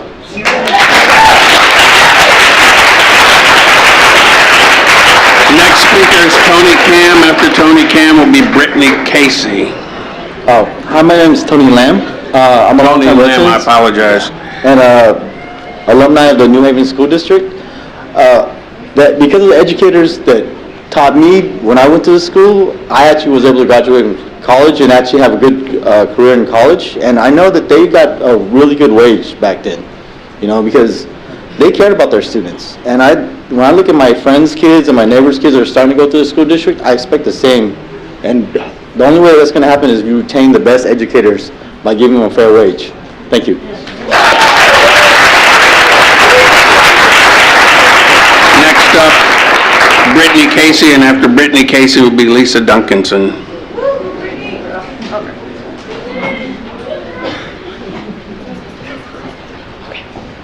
All right, good evening. My name is Brittany Casey. I'm a third grade teacher at Hillview Crest Elementary School. We are here tonight representing Hillview Crest. We just wanted to say that we've heard tonight again and again that teachers go above and beyond their contract. We can all agree upon that.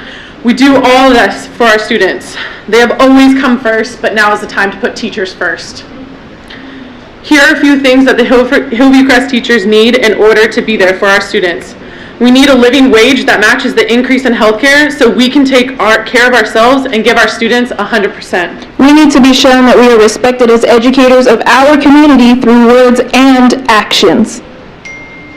We need a living wage to cover our rising housing costs so we are not displaced from our community. We need to be valued for the work that we do. We need a contract that reflects the value that we give to our children. Please, respect us. We are more. We are worth more than 0%. Speaking from a teacher that's been here my 31st year, these teachers and I need your respect. Thank you.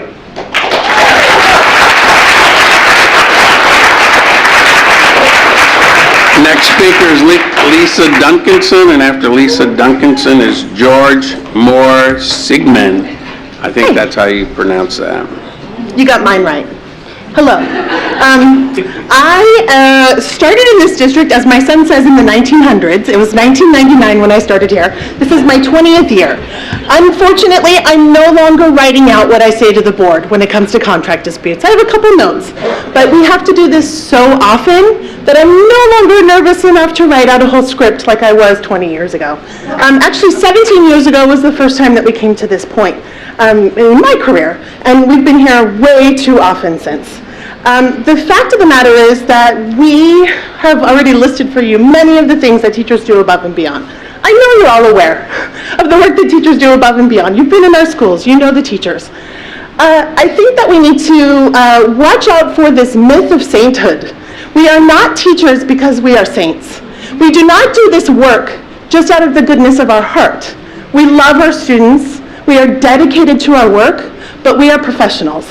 And we deserve to be treated as such. We deserve to be paid as such. I got a couple numbers I'd like to throw at you. 6, 9, 1, 9. Those are just a few I could find going back over the years. In 2011, we took 6 furlough days. That was a cut in my salary.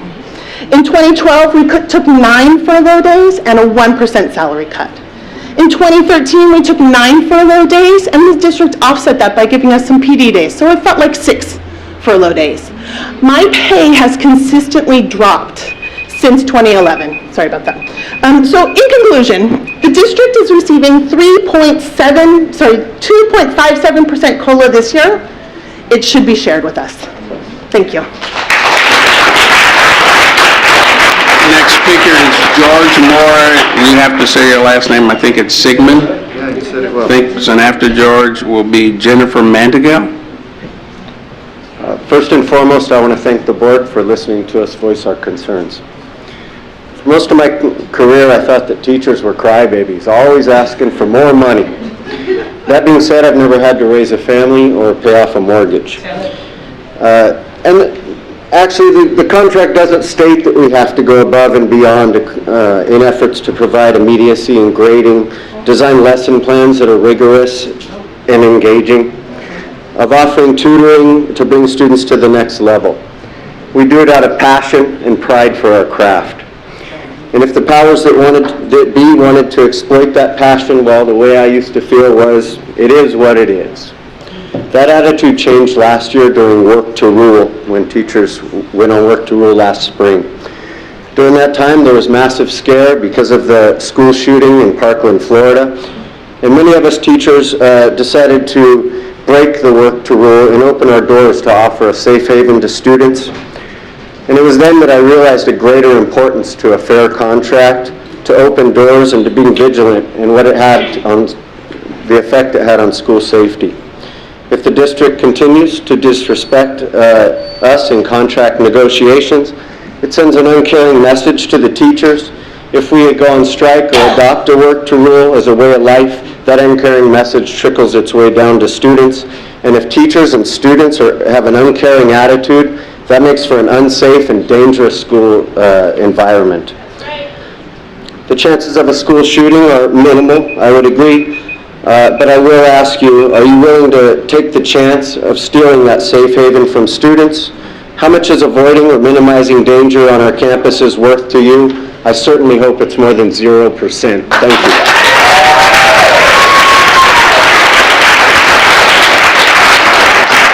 Next speaker is Jennifer Mandigal, and after Jennifer will be, there's a second card in here for Justine and Greg. Are you coming up again? No.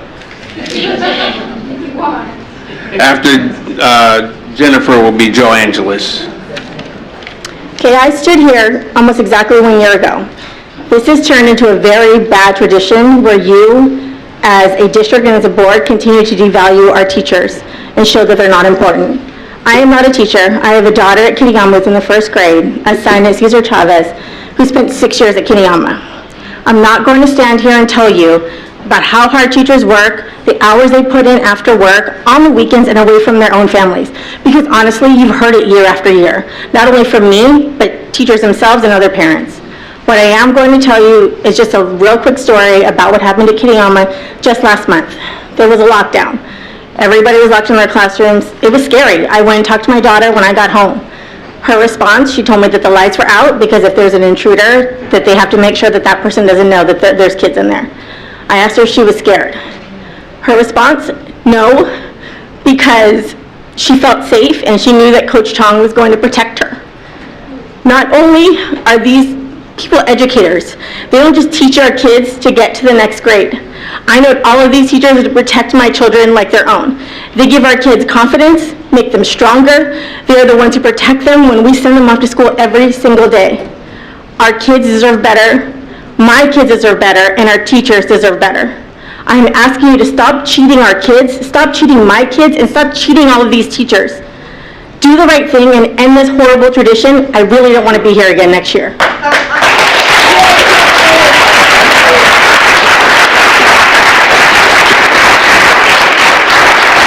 Final speaker on topics not on the agenda, Joe Angeles. President Gore, clerk, panelists, members of the board, staff, and of course the teachers here to have their voices heard very clearly. There's nothing more I can say about what's been said throughout the night. Zero is just crazy.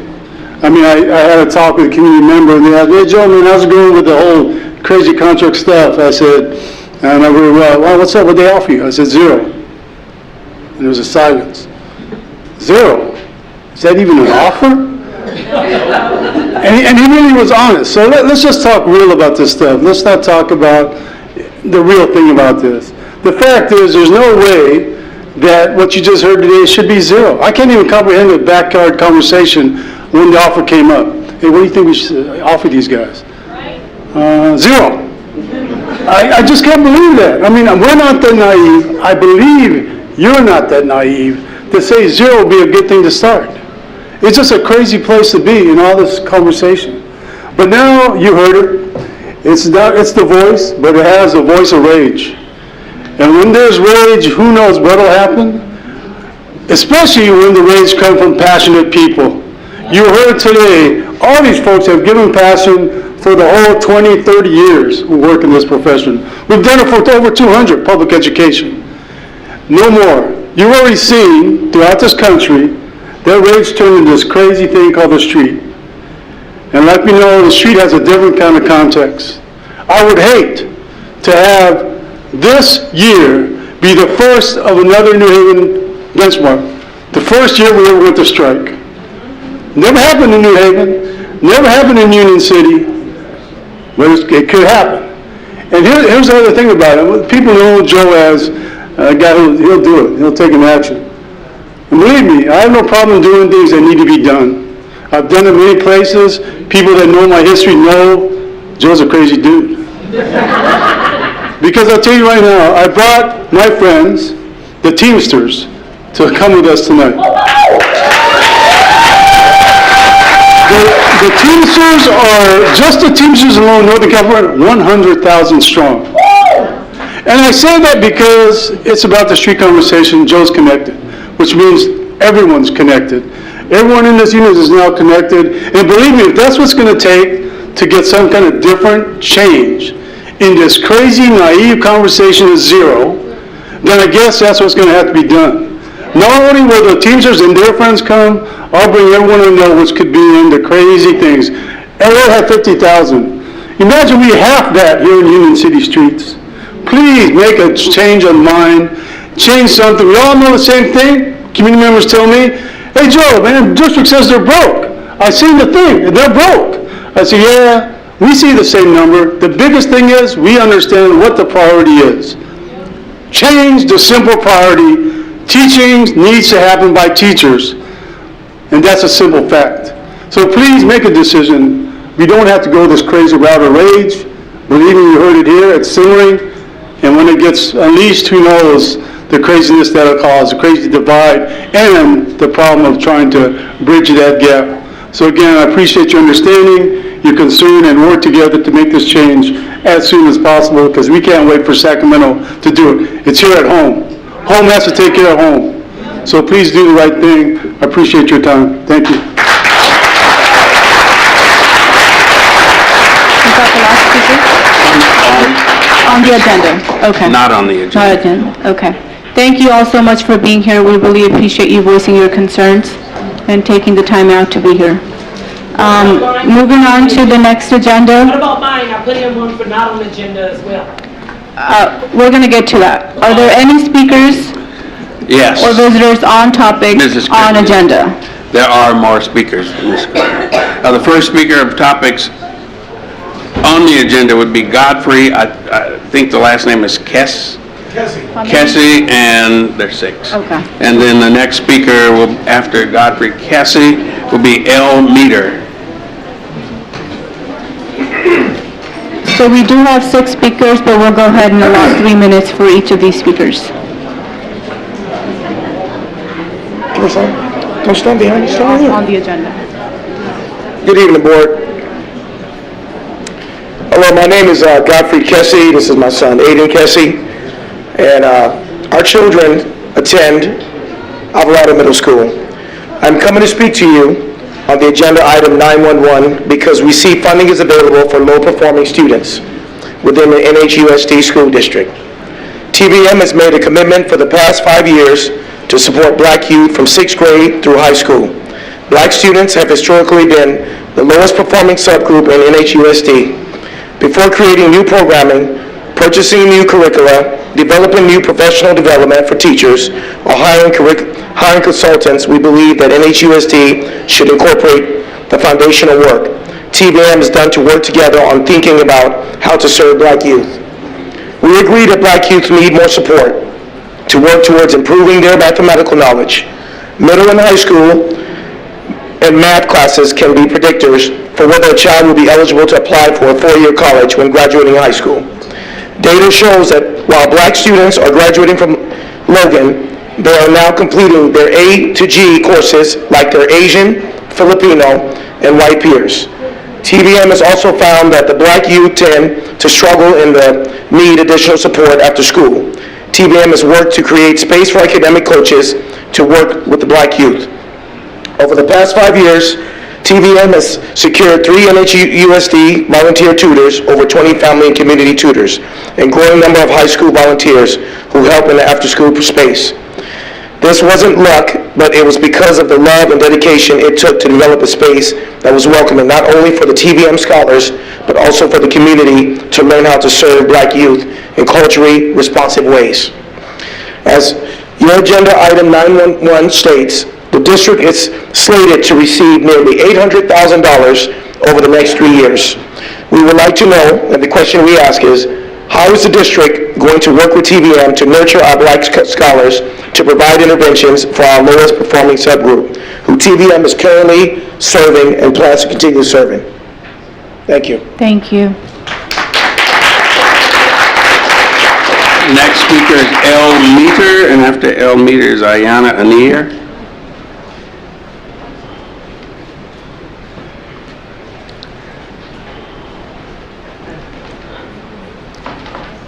Good evening, board members and teachers.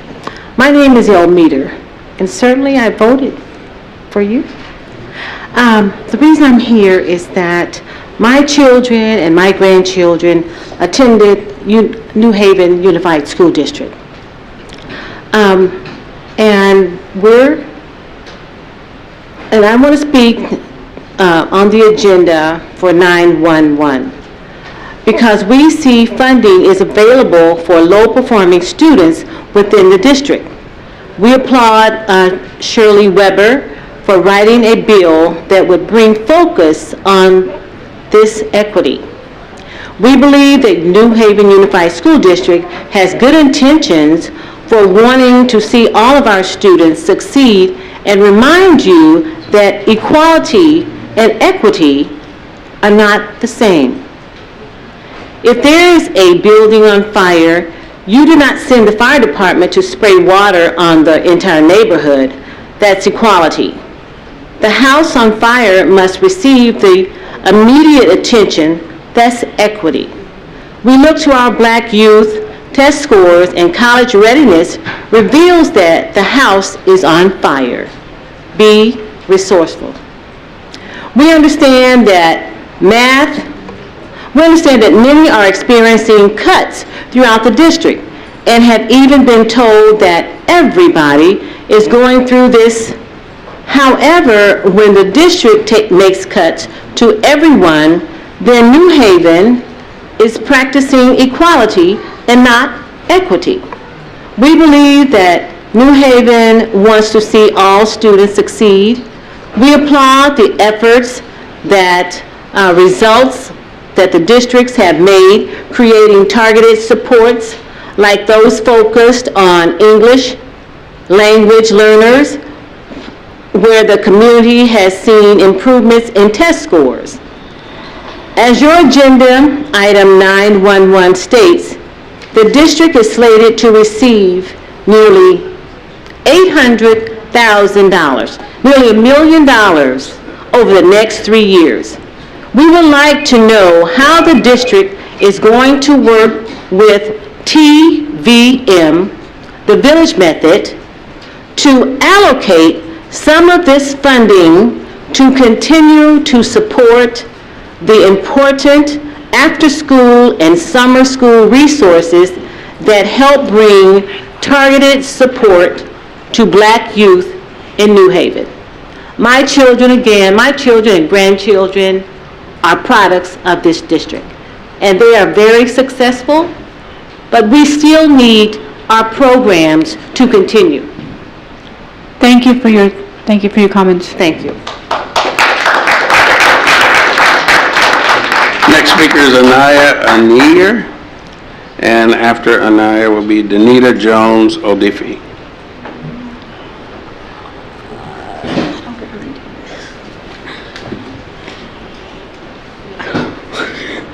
Hello, my name is Anaya Brown, and I'm a 7th grader of Leon Veracruz Middle School. I'm coming here to speak to the agenda item 911 because we see funding available for low-performing students within the NHUSD school district. Over the past 5 years, the Village Method has constantly operated as a key partner of the district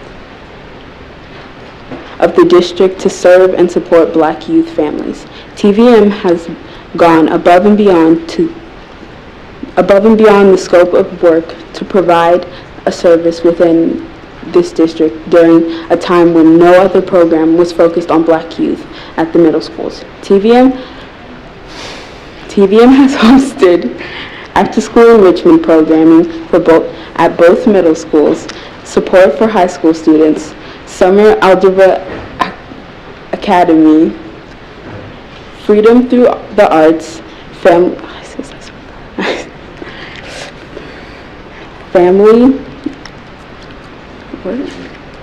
engagement nights,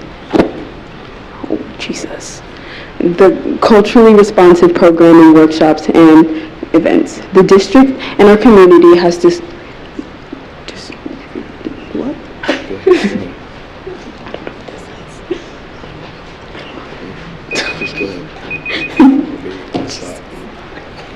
say thank you. Thank you for your comments. I'm sorry. That's okay. Thank you. Next speaker is Danita Jones Odefe, and after Danita will be Darlene Crittenden. Good evening. My name is Danita Jones Udefi, and my child currently attends James Logan High School. Prior to attending James Logan, he attended Cesar Chavez. That is where we came to know about TVM.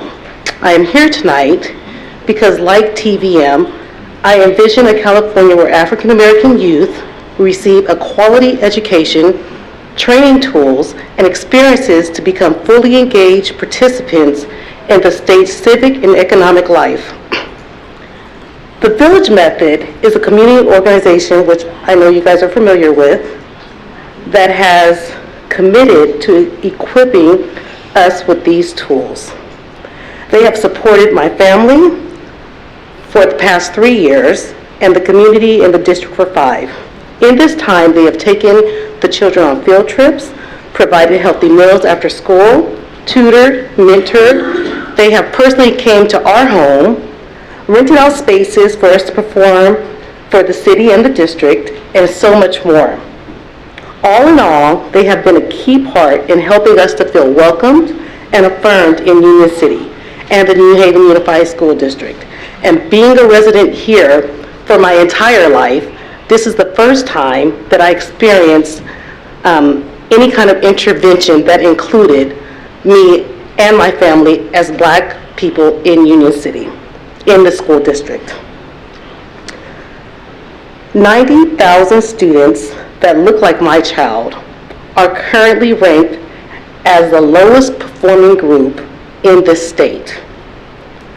2 supporters of the work of the Village Method, Dr. Shirley Weber and the California Legislative Black Caucus, championed a bill for us and approximately 650 Black youth of New Haven Unified School District. As your agenda item 9.11 states, the district is to receive nearly $800,000 over the next 3 years from California. At the same time, the district has defunded the services and support of the Village Method by 50%. I would like to know, how does this plan include funding the Village Method for its after-school holistic enrichment programming?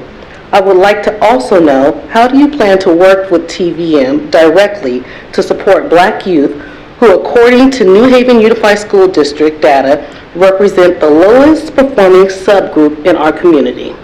Thank you. Final speaker will be Darlene Crittenden.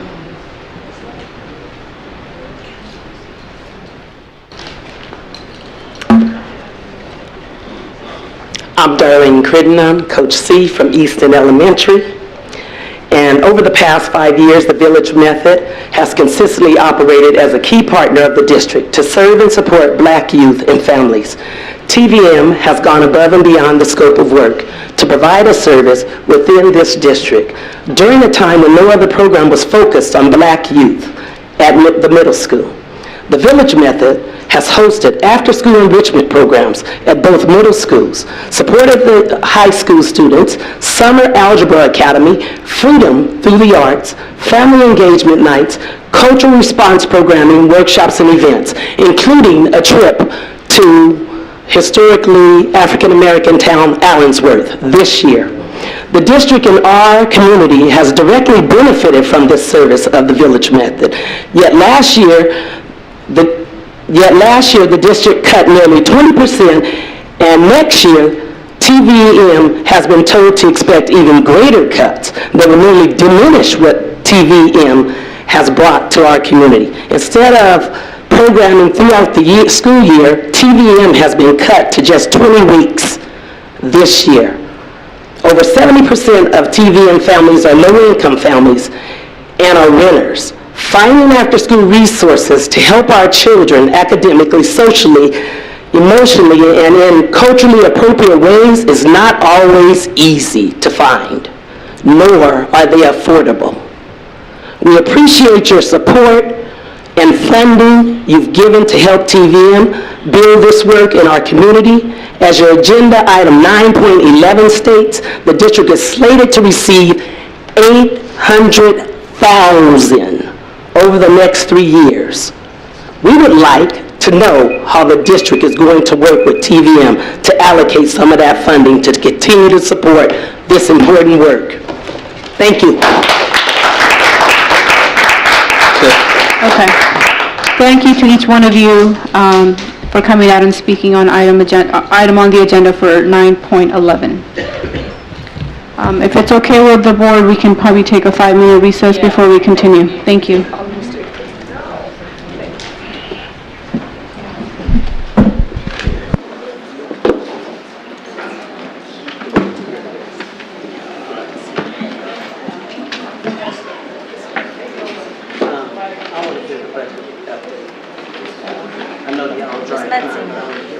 I think that's my cue around 8:30. You're gonna go? Yeah. You got your car? Yes. That's why I was a little late. I had a parallel park. No, so proud of you. Yeah. I should have let you know ahead of time. No, I think I knew, but I just still left my house at the same time. See you next time. I will see you.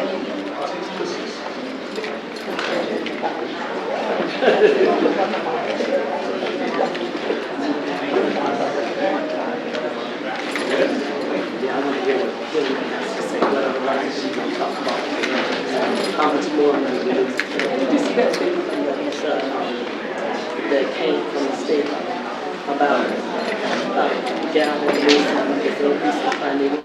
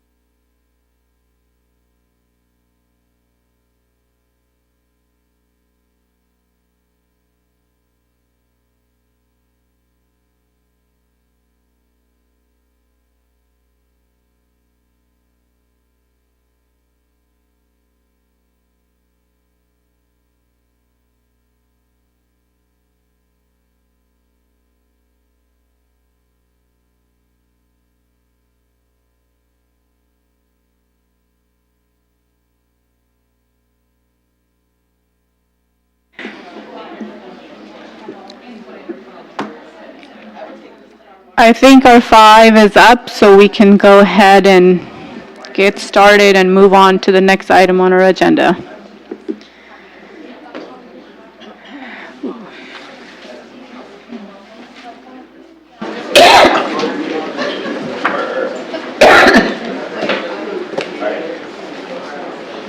All right, so moving on to the next item, action item 8.1, it's the California School Board Association CSBA Delegate Assembly election for 2019.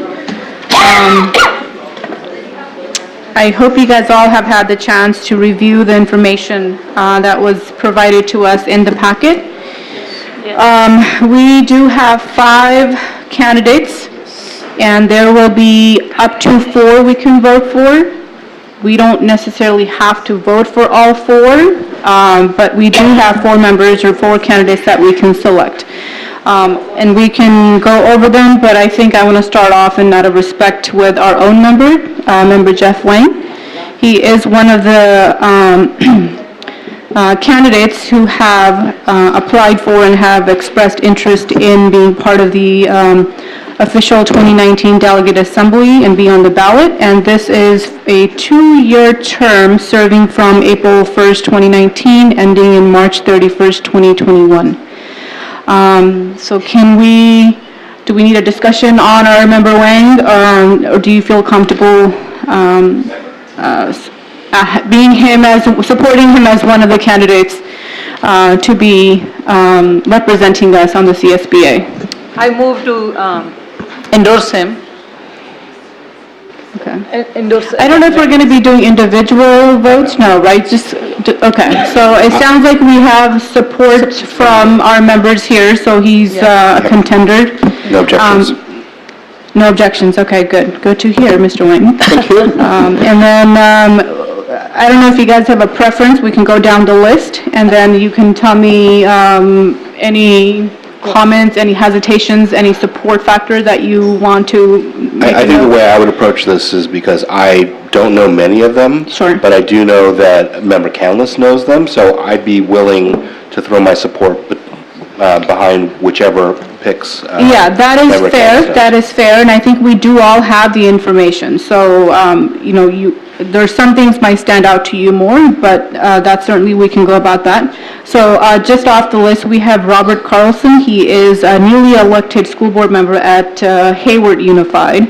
And I don't know if any of you guys know I would him. not support him because once he's newly elected, and then Hayward, they also already have a seat there because of their size. Yeah. And that was going to be something that I would have brought up too, because I think Annette Walker was someone that we chose just last year, actually. Right, so just again, I would have the same reason. He's new, first of all.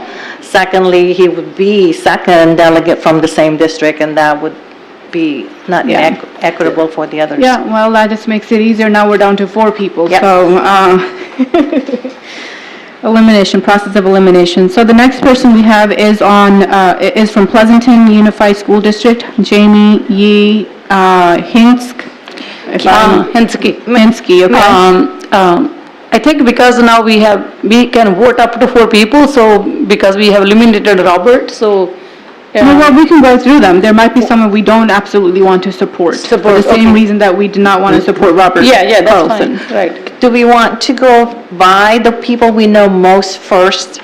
Because some of the people we want to be there are some people who are experienced and closer to us geographically, which means that their understanding of our demographics is better than the ones who are further away from us.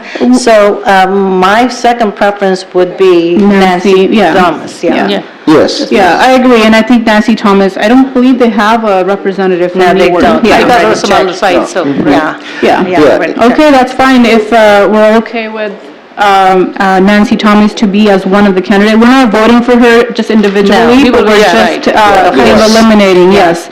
So the next person talking of proximity is Diana Prala from San Leandro Unified School District. Yes, she's pretty good and she's an experienced member. And San Leandro is also same size and they don't get automatic representation. Okay, it's true. She's been a delegate, but do we have 2 more or 1 more? No, so we're okay. We still have Okay. one more Then candidate. We have really no choice. Right, That's what I said, right? Yeah. So Pleasanton, you guys have any hesitancy or keep her as a candidate to be on? She's the pretty ballot? She will be experienced the as fourth well. one. We know her very well, me and Linda. The only thing And- is she has served in a different demographic and different budget.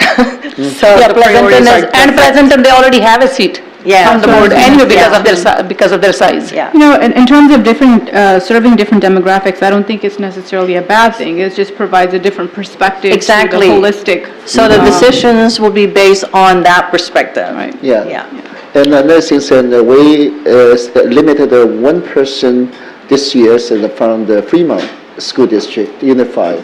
So Yeah, nobody is, just the. We have one delegate last year. but there's They had nobody two, running. we already had two. I think Yeah. we should have more and in this side, not in the. Okay, so you guys, what I'm hearing is that you do not want to support her for few reasons that you guys have mentioned. We don't necessarily have to have four. No, we do not need four. If we don't have to put four, my preference is to support two. That would be, More beneficial to right, for Mr. Support three, Wang, you mean? two, and then Nancy Thomas. If, my preference. That's But okay. that's up So to you're the- supporting Two. Jeff Wang and Thomas. Thomas. Nancy Thomas, Yeah. Newark, yes. I see. Lance, do you have any preference?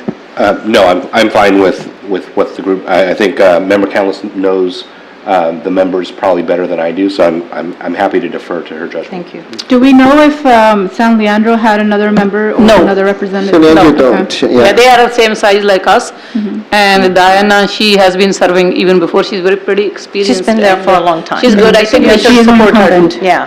She's a president last year, right? Right. Yeah. We need to support her too because, three, we can go with the three, yeah. That's fine instead of four. Okay.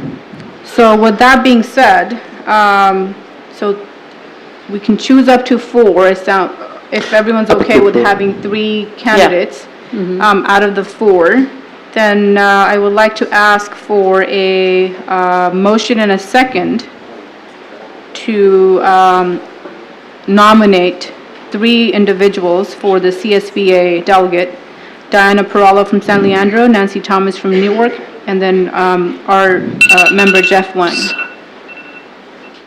May I have a motion and a second to support these nominations?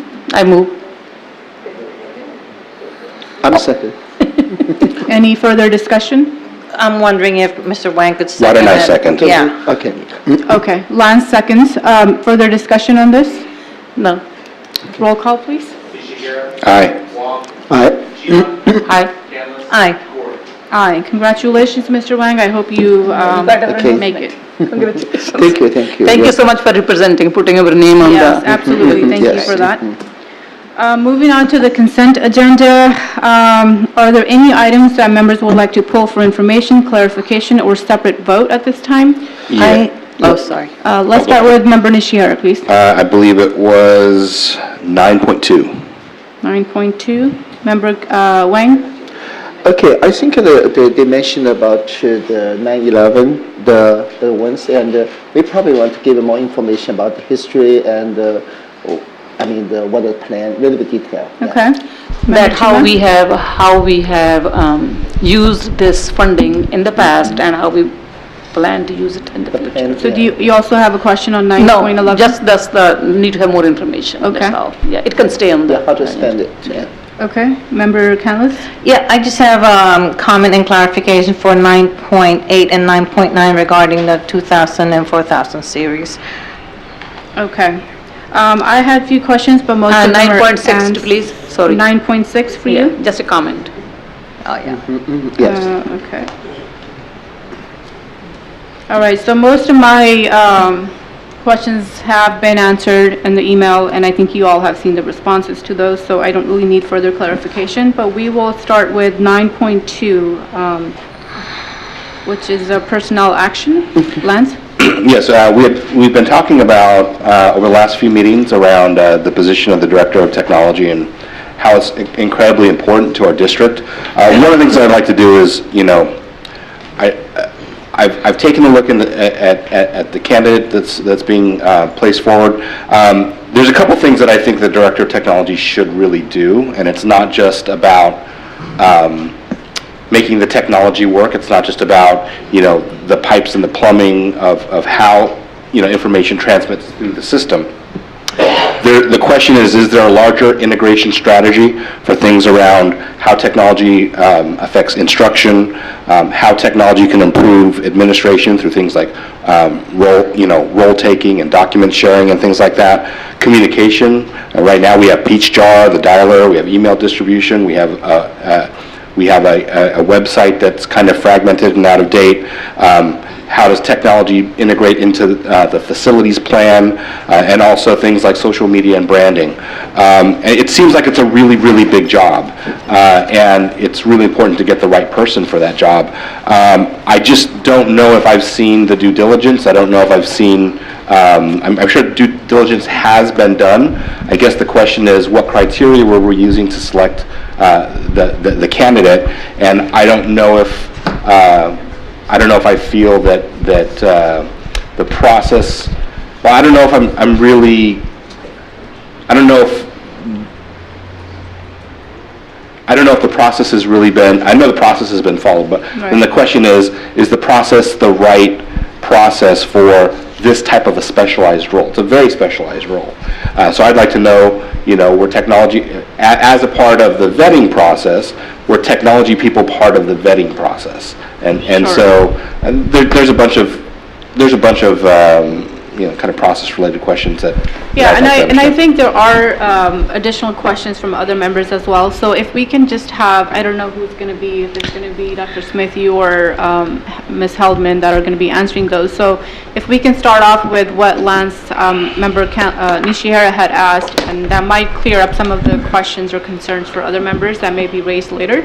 I asked Mr. McNamara and Ms. Heldman to answer those questions, and I'll just let them speak and then I'll wrap it up, but go ahead and share.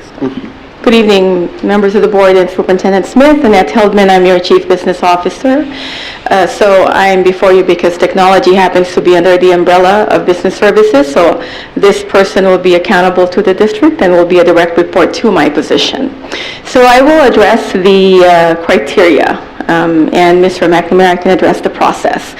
To your point, Trustee Nishihara, that is exactly the one thing that that played a big role in it. In the last decade, the role of a technology director is no longer just infrastructure. We all know that because of the strong emphasis on integration to teaching and learning. What used to be one discipline, we're looking for someone that has those things, those two spheres of that job, which is the nuts and bolts, the underground work of technology, and also that integration to what we do in our profession, which is teaching and learning. So I just want to reassure you that that played as one of the key roles in building that criteria. We, of course, start with a base level, which is our job description and the assignment requirements. And in addition to that are those things, given the nature of our agency and what we do as a K-12, there are different structures that are unique to us. There are different qualities that we're looking for. Like I said, it's no longer just one person. There are multiple disciplines that we were looking for, just in a nutshell in terms of how we built those criteria. And the trend, technology is so different. The way that kids learn now, and we always have these discussions in cabinet, the way kids learn is so different than when I was in school, or most of people here. So yes, to answer that question, those are the things that we put in place. Superintendent Smith, members of the board, the irony is that when we got a question about this is probably one of the most inclusive and had more levels than most interviews for a director level. What we did this time, we had many conversations in cabinet first. The superintendent really pushed us to say the instructional side of it has not in the past been considered as much. It was much more a technical, the hardware, the network, that was the priority. But the instructional component that is necessary, the knowledge and the link between instruction and technology is so important now that we wanted to make sure that both sides of the house had major input. So Lisa Metzinger, Annette and I, first, we screened the applicants, and there was initially, I want to say 10 really good ones, or good ones that met the criteria. We actually whittled it down to 5 that we were going to do kind of an entry level, let's meet them, talk to them, see if they even should be put forward to a more formal interview. Because the formal interview process has people on the technology staff. Avi Brower was there. We always have Avi. He's probably the most techie principal, and he has to deal with a site that is a monster in itself when it comes to technology. He wants to make sure he has the right person that he can work with as well. We also had someone on the instruction side, Kim Clint, who is a teacher on assignment, but is here who deals with all the Illuminate, and so she has a very big connection on the instructional side, needs to have a relationship with the tech director. We had our own preliminary meeting with these 4 or 5 people. One of them couldn't end up making it, but 4 of them were pretty good. We whittled down to 2. After that, another pretty good-looking candidate had applied a little bit, kind of on the cusp of being late. We actually had a 3rd one then, and we did the final round of interviews before we brought it to the superintendent. That had all the people I mentioned. I think Scott Bazzani was there as well. Annette Hellman and Lisa Metzger sat in to audit it to make sure they saw the people talk, because sometimes you hear about it from a panel, you want to see it up front. Who are these people? We made the recommendation to the superintendent for these 2 finalists to go forward. We had another round. It was more rounds than we typically do. And then we took a long time in terms of the reference checks. We did a long time in terms of really perseverating, going back and forth, emailing each other and talking about who is the right person, who's the right fit. Someone from the outside who has a lot of experience, someone from the inside who has a lot of experience but knows the district, and we finally landed on Frank DeLapo as the right person for the job. Annette supported that. It's her department, and the superintendent supported that decision, and then we all supported that decision. So that's where it came to you. So if there's more questions about anything related to the process, I certainly can answer it, but that's the due diligence we did. Can you help us understand the timing of this decision? In other words, does this decision have to be made tonight? So if you want to also jump in on this, what it is right now is we have put it on the personnel actions. He has been working, Frank DeLapo has been working out of class in the role sort of as an interim. Not as an interim, but serving as that, getting out-of-class pay to serve and do whatever functions he needs to do. We could push it back if we needed to, but I'm not sure that the work needs to be done, as I know it's piling up. He has to take the next steps of being the director, if he is chosen tonight to be the director. Is a lot of work that he has to jump into that he hasn't taken on yet because he hasn't had the job yet. So I think a lot of it's starting to backlog, so Annette can answer that question more than I could, but I would recommend that we approve it tonight, but certainly we want to answer all your questions first and make sure you feel good about it. What would not doing it tonight gain us? More time. For what? For at least me anyway, or other people on the board maybe, to understand the ability to put together a technology strategy. That's one of the key components that I look at. When I looked at the background and the resume, it looked like a network manager, and that is a very technical and tactical role. And this is actually a really big role, and so more time would get me on board with, hey, maybe I can understand what it is that I'm missing. But when it comes to a board action and it's just placed on an agenda for us to approve, there is actually no room at all in this process for any type of conversation or. So Member Nisha, are you asking to be part of the process so you can help them maybe strategize what this role should be or should be able to deliver? Yes, go ahead. May I say something? First of all, we hire a superintendent and we designate a superintendent to do the rest of the work. Our job as school board members is to supervise the superintendent, and we give the superintendent the purview to hire the rest of the people under his job description. Now, what I'm hearing, first of all, I don't know this person, so I'm basing my conversation based on what I'm hearing and what I read from what you turned in. So I'm hearing the criteria were set out there, and the process was done according, more than normal, that we normally do, and you have received 10 applicants, and from those 10 applicants, you you sorted them out, going through panels, and these are the top 2 that you have chosen. I am trusting you as the HR and the tech people to be able to do that part without us having to micromanage who and who we hire. Of course, if there's a huge problem, we definitely need to be there and say, no, we can't do that. But as far as micromanaging, nitpicking, for me anyway, I think I'm okay to go tonight, and I would move forward in consenting on this one. I'm a little bit puzzled why.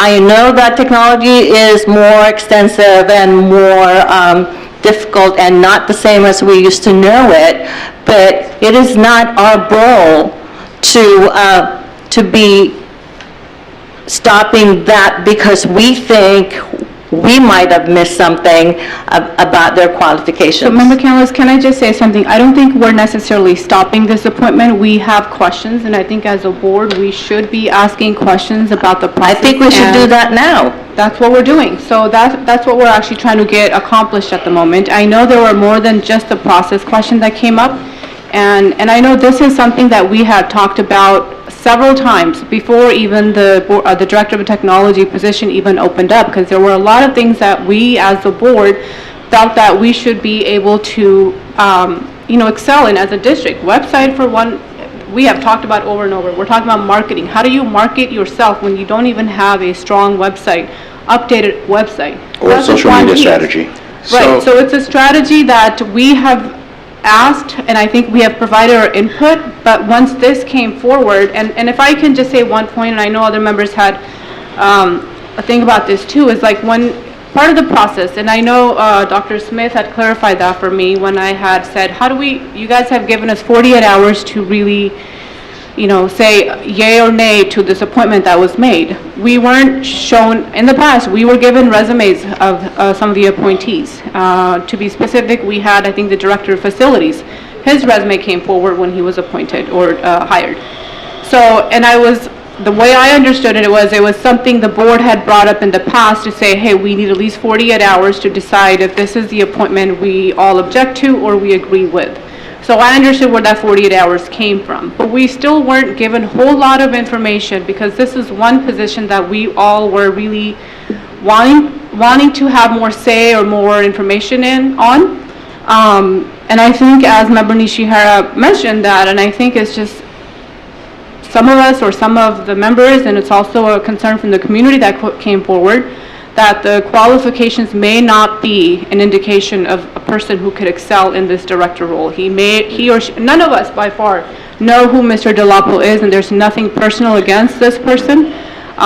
We're just trying to understand how this came about, just reasoning behind it. You guys have started explaining a bit, but I think there are more questions. So I don't think let's put those in now. Let me chime in here. Everything that you said tonight was a part of the process. Tech integration, a part of the process.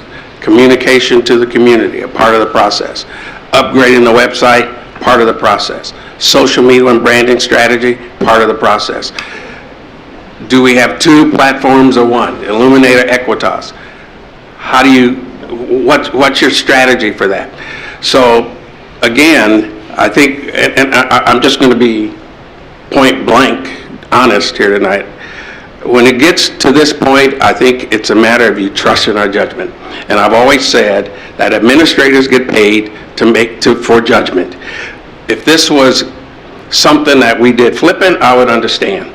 But when we go through a process, we were very, very deliberate about this appointment. We've been not blessed in that department. We had a person who was a technical marvel. He could do technology better than anybody here and anybody in the district. We bombed because he couldn't lead his people. So when that went, we had 2 people. That didn't work. So we got Chris to come back. He stabilized it. We know the value of that position, so we don't take it lightly. But everything you mentioned tonight, we did. And so it's a matter of trusting our judgment. I don't think any one of us are doubting the judgment, we just have additional questions that. if you I don't mind the ask. questions, Yeah. but the process was followed. We did our due diligence.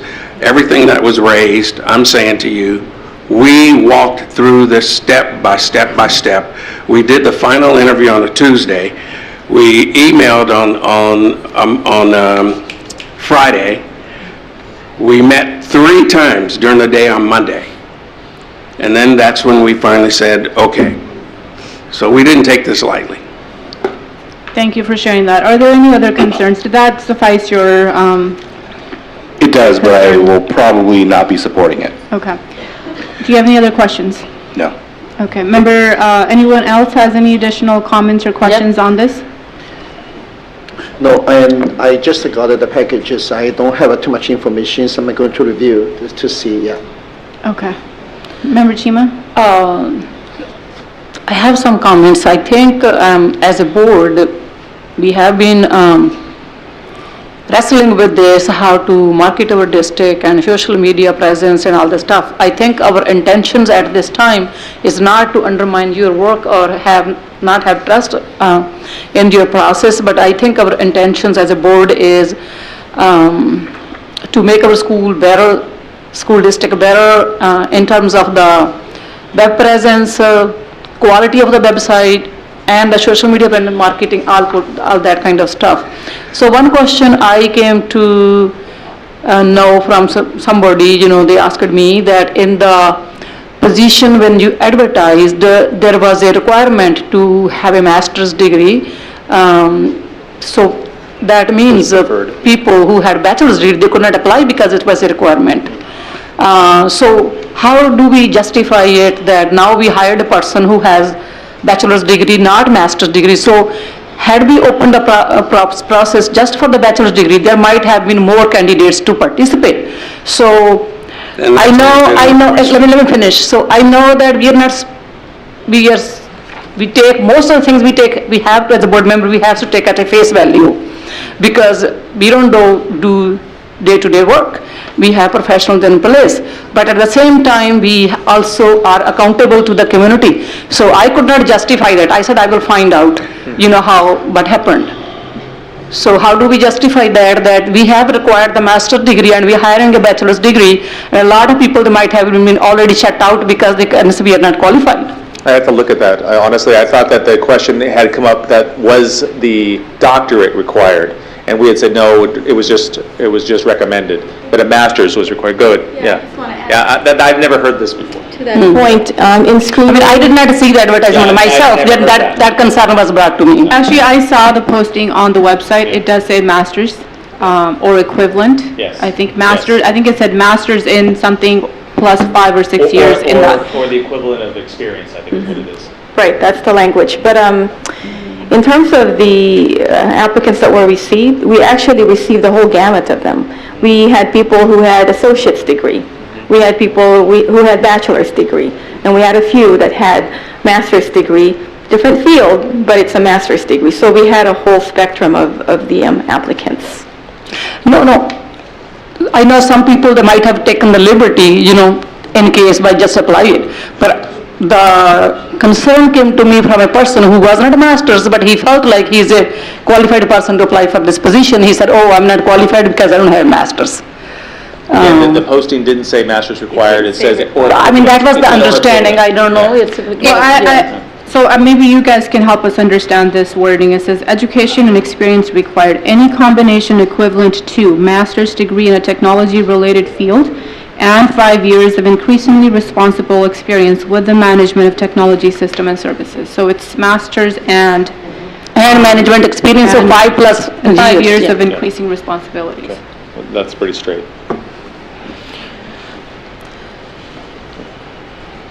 In looking at the other director levels positions in the district, master's is really not required. They're all pretty similar in terms of that. No, we understand it. But that was But should not be part of the advertisement. So the more people, more pool could have participated in this one. That's all I'm saying. We are not questioning that other director, they don't have masters. If, for example, nobody is required to have masters, why we are asking in this advertisement that only masters should, and management experience for 5+, they should apply. We are restricting the pool, that's what my question is, basically, period. My comment pertains back to the recommendation. Chris Hobbs is one of the most respected people in the district because he did well. One of the letters of recommendation comes from him because he has trained him and he is familiar with the district. That alone, the knowledge of this person, if this is what happened, is so much already, and he's ahead already, that the learning curve is already time saved and money saved because he's already there. And the people that they know, that they have built relationship with, is also time and money saved. And again, the process was followed, criteria were put out there. There sounds like what I'm hearing right here is interpretation of what those are. Well, sometimes experience is more important than a piece of paper. Just because someone is a PhD does not mean that they're excellent in what they do at work. So if the interpretation is different for people and inhibit them from applying, that to me is outside our control because of the interpretation. You know what you were trying to post. Other people interpret differently. I think this person who's being recommended is highly regarded by the tech world that we have here, including Chris Hobbs. He has gone through the hoops with all the interviews and discussions with the panel. It's not done lightly. There's a lot of different process in getting him there.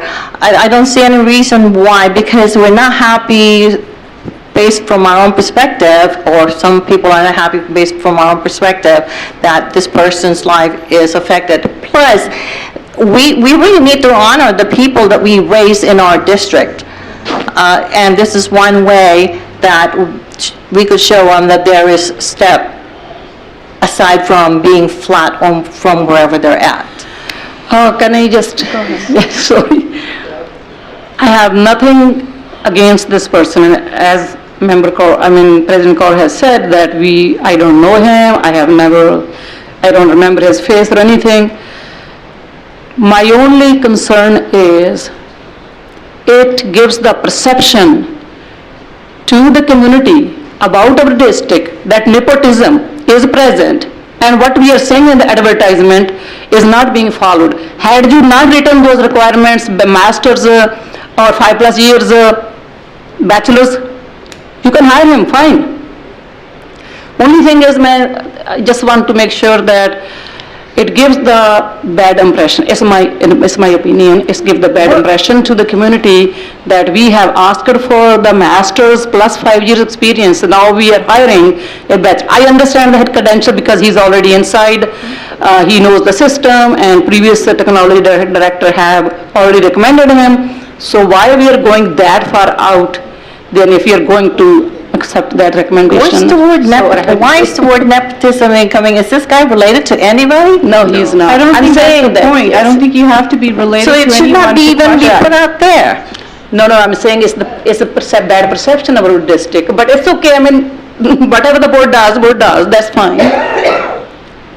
I just want to remind that we're just discussing something that was a concern. I don't think we need to take it in an offensive way. None of us know Mr. Delapo. No one is, in any way or shape trying to, not have him get appointed. I think we have our concerns that are legitimate concerns, and they should be raised. And I think you made a point of, we're saving money, but I think saving money, I'm not sure how we're saving money if we're not hiring the best. I'd rather have someone who's the best in their role, and that's gonna, move us forward as a district and not really keep us stale and in a position that we have been for a while. So it's nothing against anyone. We're just raising our concerns, and I think every one of us should be able to raise those concerns. And I agree with you. Can I just say one more thing? And then Annette wants to say one more thing. One of the things we did is we checked with the other HR departments in the county, and there was a few positions that were also posted in other districts, and they had been gone 6 months without been able to hire. It's a very difficult position to hire because we're so close to Silicon Valley as well. So many people, just like science teachers, they go into the science field. They don't necessarily go into teaching first. Same with math, and then same with tech. So it's a very challenging position. It's why it's so difficult when Chris left to fill that role. The second thing is regarding the question that you had about we don't always for internal candidates give you a resume, but one of the reasons why we didn't give you is because there's only two things on his resume. I think the last 20 years of experience were those two things that he had, 15 years as a nonprofit and 3 years here. Beyond that, it was, like, I don't know, working at Safeway. So I don't know if it mattered to have the resume. There wouldn't have been anything. That's the only reason we didn't include it. So there really wasn't anything. I said it in the BC, those two things. I mentioned that. And so we didn't include the resume because there was nothing else to add. So it wasn't an oversight. Yeah. And let me jump in again. We shouldn't be uncomfortable with vigorous debate or conversation. That's conflict is healthy. So I hope we aren't nervous because we have some disagreements. The important thing here is the tricky proposition between the purview of the superintendent and the role of the board. That's a tricky proposition. There's a balance and an imbalance that has to be addressed because the board has one employee, and then of course you hire your legal and you have your auditor. But the bylaws say that you empower me to make these decisions. And so that's where we get into this friction, because theoretically the superintendent can make an appointment without you. So it's important that you know that. But we offer this up as the right thing to do because you should have some say in these appointments. But when I say trust the judgment, it means that we have gone through this process very thoroughly. But the tricky proposition is you shouldn't be a rubber stamp as well. You have questions, you raise your questions. You get your questions answered. If we don't answer, then we go back to the drawing board. But you have one person on the payroll, and that's me. And everybody else reports to me. Yep. And so that's important. That's that imbalance the dance that we do all the time whenever we have appointments. With that said, may I share our history, why we get resume and why we get the application today. In the past, when Sarvjit and I were here, that was not a practice. So out of courtesy, we have requested, and they shared with us the extra information. They don't have to do that.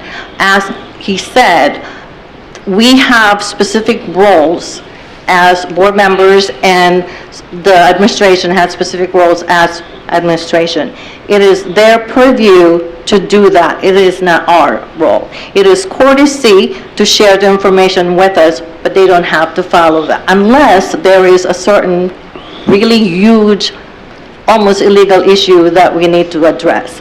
Then we need to do that. And there are some, you're looking at superintendent's contracts now. I must admit it makes me a little nervous to hear people talking about hiring a superintendent while I'm still here. I kind of feel like the vice president looking over the president's shoulder, and the president thinks, does he want me to die? But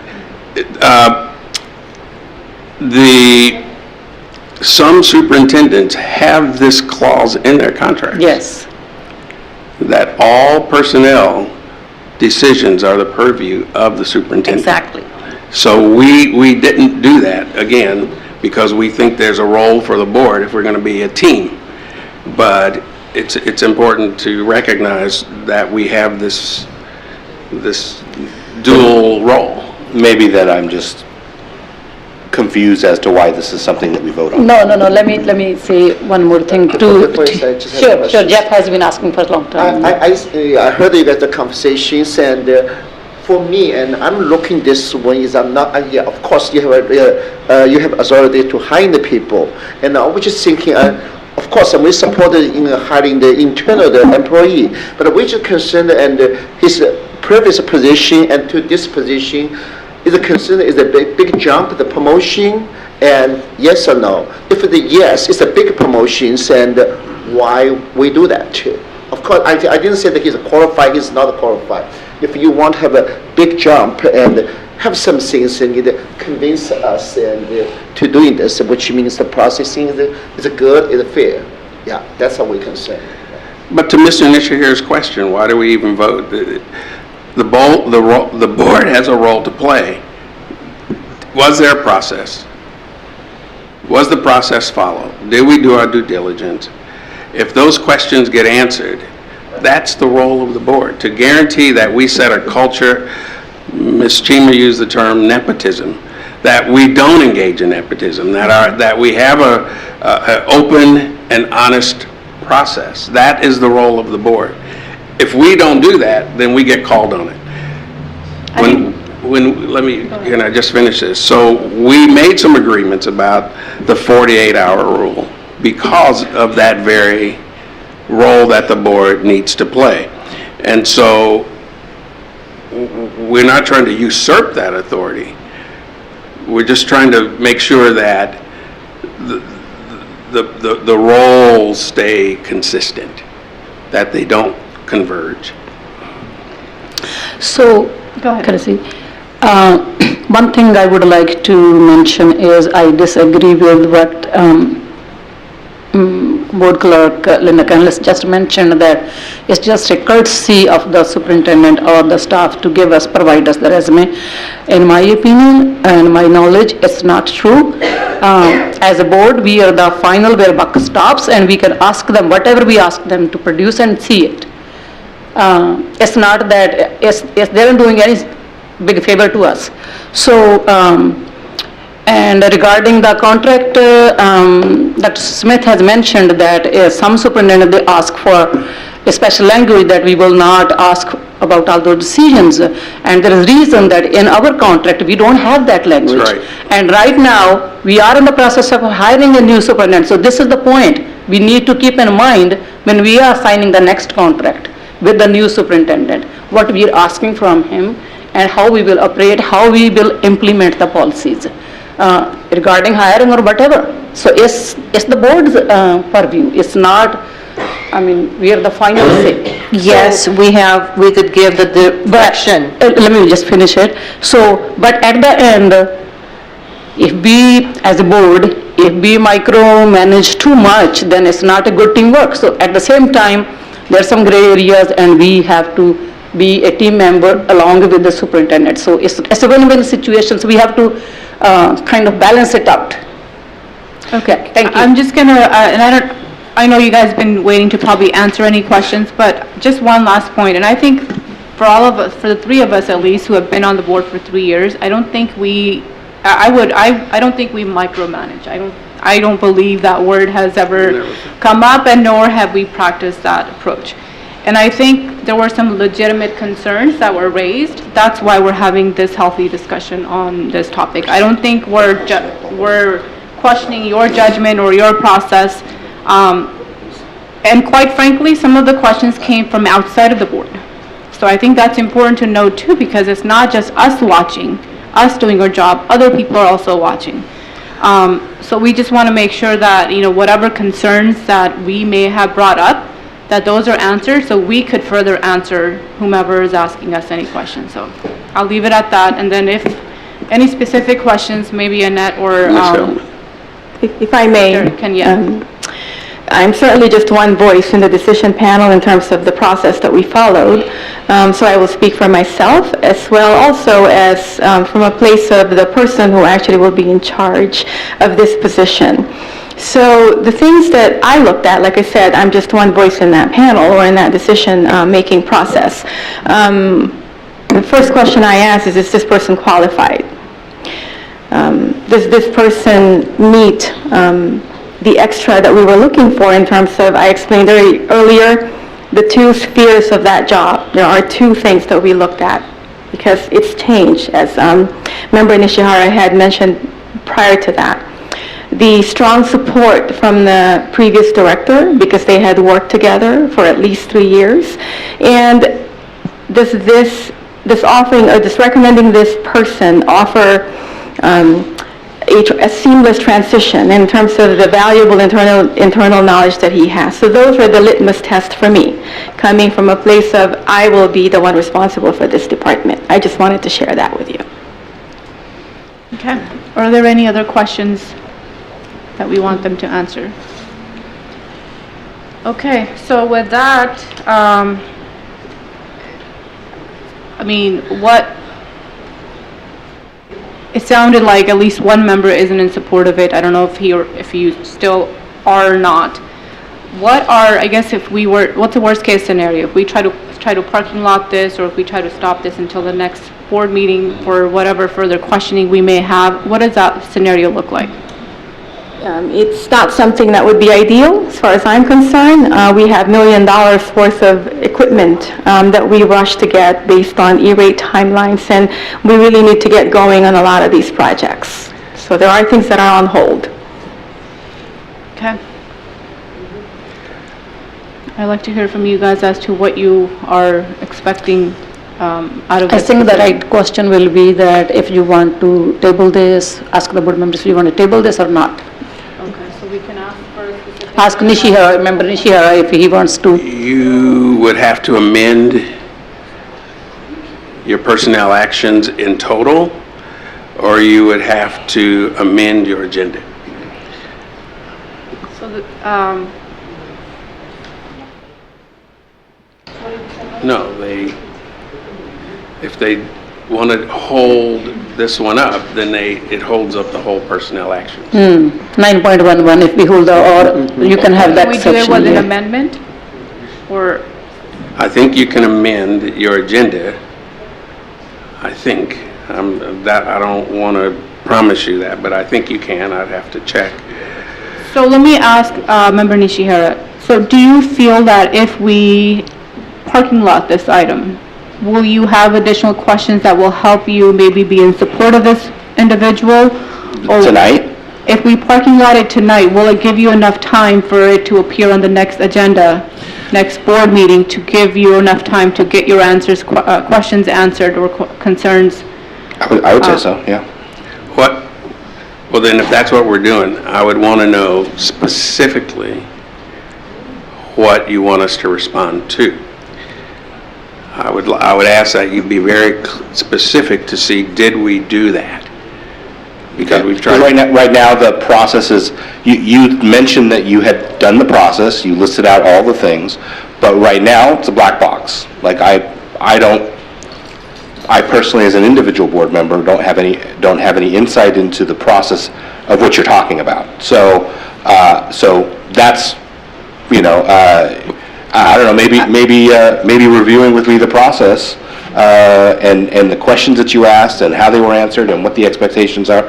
I mean, maybe that would be enough. I think they did go over some of the process, but in all fairness, they try to explain that to us. But I think I'm trying to understand if you had concerns about the qualification to be fitted in this role, or also qualification and the process.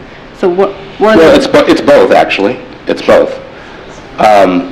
So it's not just the process, but like I said, the experience of somebody who understands technology at the classroom level, at the administration level, at the facilities level, social media, all this other stuff, like, that's a very broad set. And the question that I have is, does this person may absolutely have that. It's a very unique position, and it's actually it is a very key position, and I think that's what gives me pause. Okay. It's not light. Did I hear you correctly when you said that similar jobs are posted elsewhere and they're not being filled the last 6 months? And did I also hear correctly that 10 people applied and those 10 people went through the process? So prolonging this does not increase the number of applicants. If those are not being filled, what makes us think that if we extend this time, it will get more people? And I don't think that's even a relevant concern here, because there could be multiple variables as to why those positions aren't being filled. But I am asking, what would extending the time gain us? And I think I asked the same question earlier, because if we wait until our next meeting, we bring the same name back, we're right in the same place. If what the issue is you're questioning the qualifications of the person, and you're saying this is not the right person, then that puts us in another space. But if we say, okay, we're going to answer your questions and come back in 2 weeks or whenever we have the meeting, are we going to be in the same place? Well, I think the process portion that Member Chima raised was where you ask for someone whose qualifications are a master's degree, and then we, not there's anything wrong with someone who has a bachelor's, and I absolutely, believe that you can learn the role that you're in without any degree. But I think we are eliminating the pool. So if we're saying that we followed the process to the T, I don't think we did. Back to the question, what would time buy? How would the extending it increase the pool when the other people putting it out, similar things out there, are not getting people? No, I don't think we're talking, we're not comparing apples. No, I'm just asking, how would the time, extending the time will change the outcome? Unless, which is the worst case scenario, that we go back to advertisement, and we advertise we need BA only, and then the new pool will come and then you hire. That will be the ideal situation, but if you want to go there, if the board wants to go there, it's up to you. Is that what you're asking us to do? I don't know. Everyone. I don't know if everyone's in agreement with that. Honestly, this doesn't have to be a 5-0 vote. No, it doesn't have to, but I think we are If he doesn't want to support, he discussing, can do it, that's fine. Okay, so I think what I'm going to ask is that, so I can maybe ask if someone wants to table it if it doesn't. You can remove his name, vote on personnel actions, and then amend the personnel actions. All right. But again, I want to know what's the destination for that? What are we? I want to be clear on what we're trying to achieve, so when we come back here, we've met that, so that we're not doing this again. Well, I think one would be maybe just an explanation, maybe it was an oversight, how we missed the master's match with, someone just hiring internally. If that was something that was overlooked by whatever honest, way, then that's fine. We're all humans, we all, go through that, but maybe he is by far the most qualified individual. You guys were in the room to determine that, we weren't. But that's why all these questions have been raised, because we just see what we see on paper, and it doesn't necessarily equate in our mind for this person to be in this role. And when I say our, a few members, maybe not me, but a few of us do have that concern. I think I have kind of done my own due diligence in doing some additional background as well. So that doesn't take 1 minute. Can I just ask a question? Sure. So if he has a master's degree, does that eliminate everything else? Is it about the master's degree, or is it about for me? I didn't think so, and that's why I asked the question. I think qualification. For me, it's not that he should have or this person should have master's, it's not. But I'm saying that if we don't require, we shouldn't require in the advertisement, that's all I'm saying. I accept that.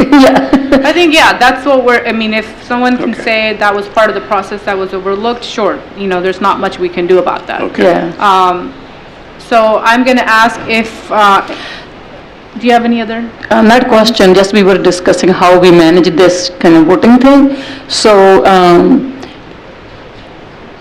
like Member Nishihara has mentioned that it should not be a 5 unanimous vote, then he can, if it passes, it passes. You don't have to worry about anything. Member Nishihara not supports it, doesn't support it. So, because you asked about it, what will happen next? So you can vote on it as is, and it can be 4-1 or 3-2.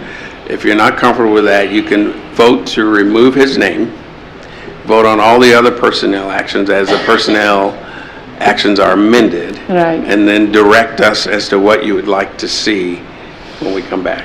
So let me just kind of go with what you suggested, and then we can decide what we want to do with that. So is it okay, Member Nishihara, to keep 9.2 on the agenda if we remove the Director of Technology's line item from the personnel action? That's fine, yeah. Okay, so that can remain. So with that amendment, would you prefer to parking lot this item for next time? Yes. Okay, can I get a motion and a second on that request? Move. I'm a second. Okay. Wait. So you're removing that, and you're asking us to vote on it without? If we want to park, because it will be voted separately now. That approval process will be voted separately, so. Only this individual, we're asking if we should. You're just asking if we should vote for it separately at this point. That's what you're answering to right now, okay? Yes, now there is a move and there is a second. Now we need to have a vote that we want to vote it separately. It has to be approved from the board. Okay. Can you read back the motion? Well, I'm not really clear what the motion is. Is it just to remove the name, or is it to amend the personnel actions to remove the Director of Technology and approve the rest? Right, that. Yeah, so the second part, the latter It's part. the latter. To amend the personnel action and vote separately on Director of Technology. Correct? So can I get a... So there is a move. Okay, moved and he seconds. So- Yes. Second, now we have to roll call. Right, roll. No, I don't think that's what it was. Because I don't think you were asking to vote on the Director of Technology. No. You were asking to remove him, and then you have more questions that you would like to have clarification on the next time. That's correct. So we're parking But lot you- him. Yes. Yes, that's what we're doing. So we're asking to parking lot his name until the next board meeting. Okay. But keep the personnel action as is with this amendment. That's correct. Okay. That's how I understand it. That's it. Yeah. If both of you understood it that way, then we had a motion and a second. So You can do it again. Sorry? You still We move? can do it again. Yes. Still second, okay. Okay. Roll call, please. Nishihira, Aye. Wong, Aye. Chima, Aye. Kalis. No. Ward. Aye. Okay, so with that, 9.2 can remain on the agenda, and we will hear back, and Member Nishihara, Member Wang, and Member Chima, if you can direct your questions to the staff as early as possible, so they can get us the information that you certainly. may still have questions on. Okay. And then we had 9.6, Member Chima? Oh, just a comment, nothing else. So I appreciate bringing that resolution on the board and also having some timely participation from the community. So I just want to appreciate that and celebrate our diversity. And thank you for all of the members who have stuck here for so long and participating in the board meeting, coming here to let us know about the community concerns about the TBM, and similar to the just discussion we are having, so you have mentioned about 9.11, as I already have mentioned, that we will be asking the staff to educate us or give us the plan that how this money has been used in the past and how we are planning to use it in the future. So we will keep that in mind. That's all my comments. There's no past to this item. This is new money. Yeah, I No, think, we're talking about. no, we're talking about 9.6. We'll get to 9.6, 9.11. yeah. It was nice about the African American We'll talk about, resolution, yeah. we'll talk about 9.11 after the two. Yes. Yeah, but I kind of consolidated my comments, Okay. yeah, right. Member Canlis, you had questions about 9, so that can remain on Yeah, the yes. comment. Okay, 9.8. It's just comments for the 400 series. 2,000 series? 4,000, yeah, 4,000 series. This is there must be a typo on the page 118 regarding the first and second reading. It wasn't added as first and second reading. Are you talking about 9.8 or 9.9? The 4,000 series on page 118. 9.9. It's 9.9. Okay, because you had 9.8 I and have both. 9.9. Okay. Sorry. So go ahead. For the 4,000 series, it's just, it was not indicated that this is first or second reading at all. It had the old dates. I think it's just a an oversight, probably not seen. On the last one I got anyway. And then on the 2,000 series on What page did, I'm sorry, I interrupted you. the What- first one's on page 118, Yeah, but what policy are we talking about? 4157.1.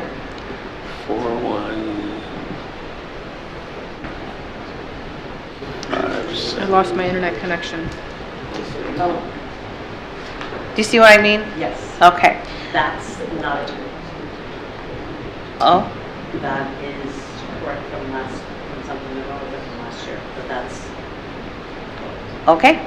So, thank you. The other question is regarding the 2000 series on page 134, Board Policy 4216.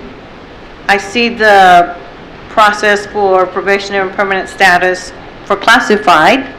Did I miss the one for certificated, or wasn't included at all intentionally? 4216. No. 2,000 series or 4,000? 4,000. No, She's on 2,000 on administration. I'm confused. We went from 4,000 to 2,000. I know, I didn't reverse it.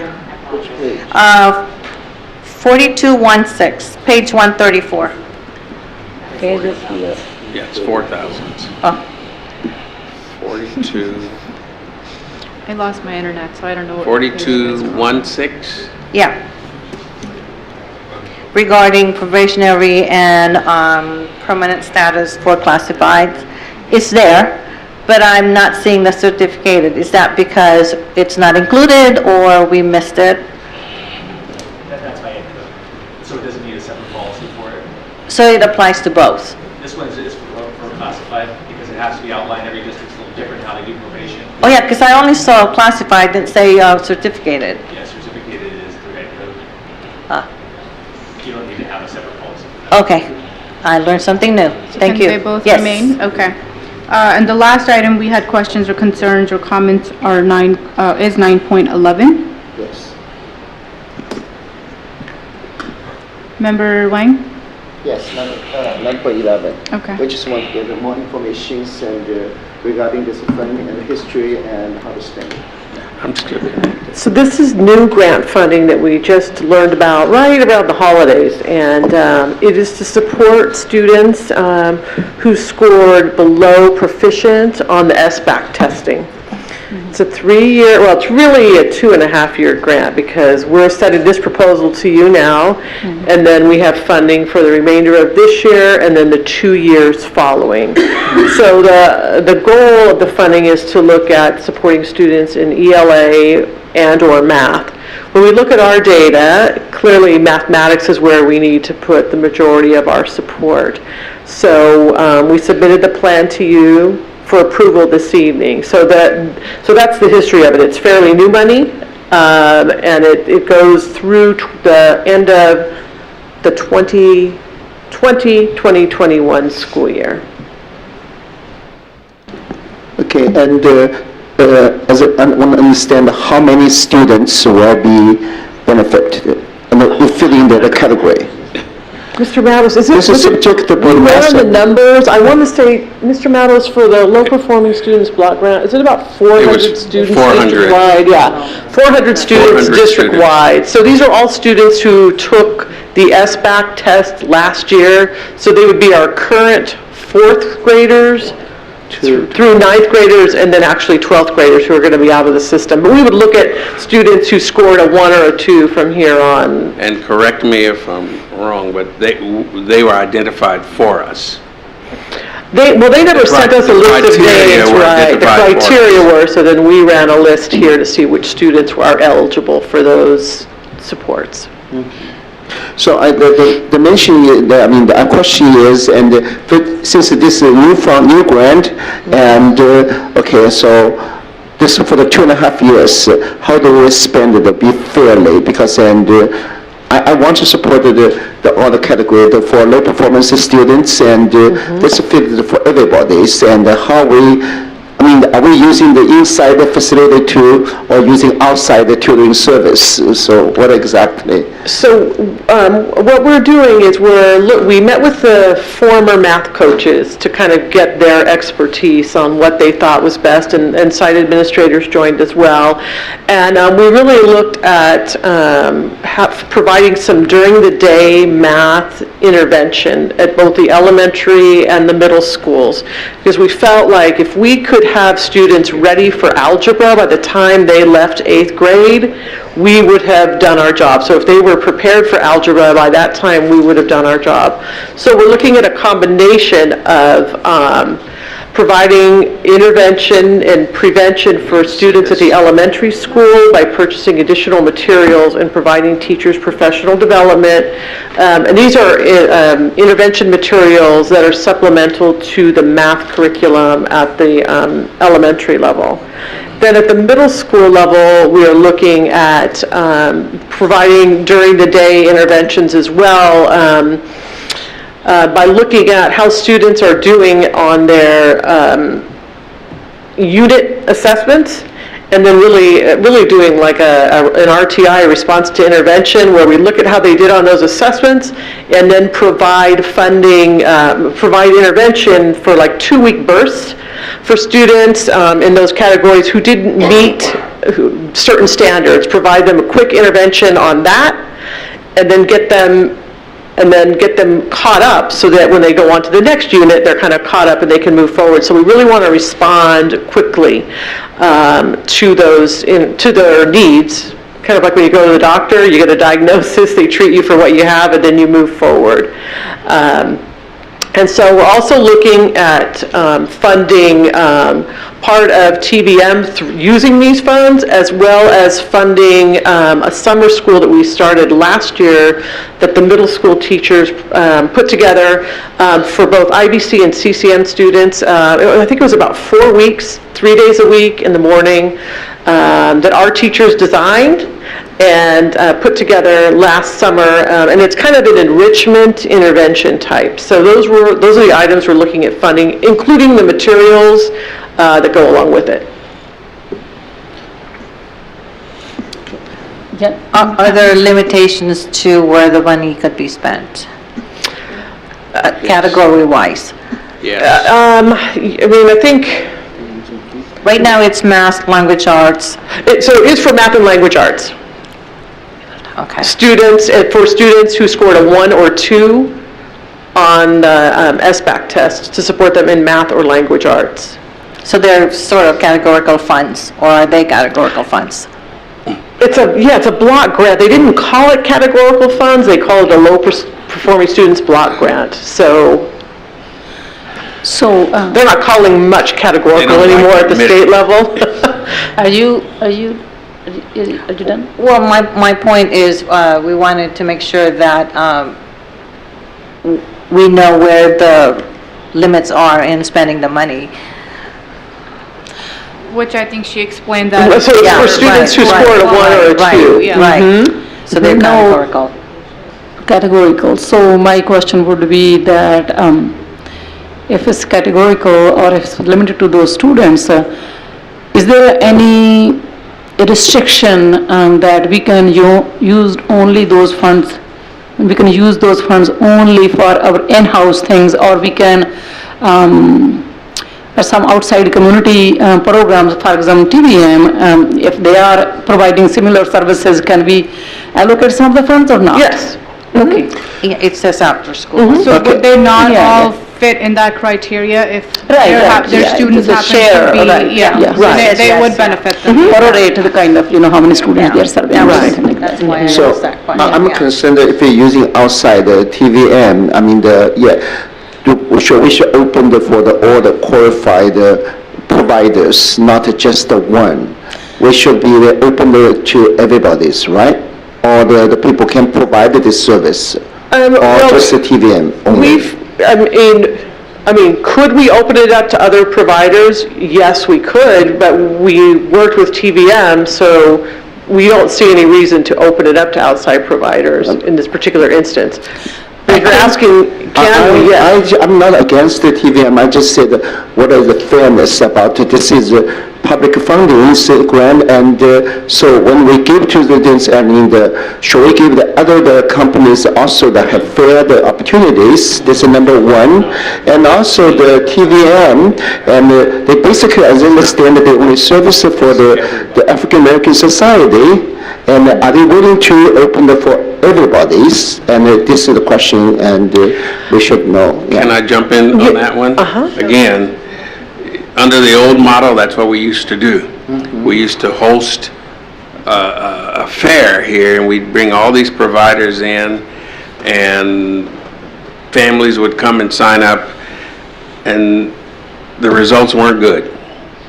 They just weren't. People came because they knew we had this pot of money, but then at the end of the day, it didn't make a difference in student achievement. I mean, so if you want to talk about some specific people who have proven results, we can talk about that, but the old model was very ineffective. And we were required to do that by the federal government, and it still didn't make a difference. So if you have someone, again, specifically that you can say, talk to these people, they have a proven track record, we'll investigate it. But I don't think it's a good idea to just say, because we have to do interventions or whatever we do, just to open it up to people who don't have proven results, because it's not worked here in the past. Credibility. I think true that the majority of the funds we're spending will be for during the day interventions.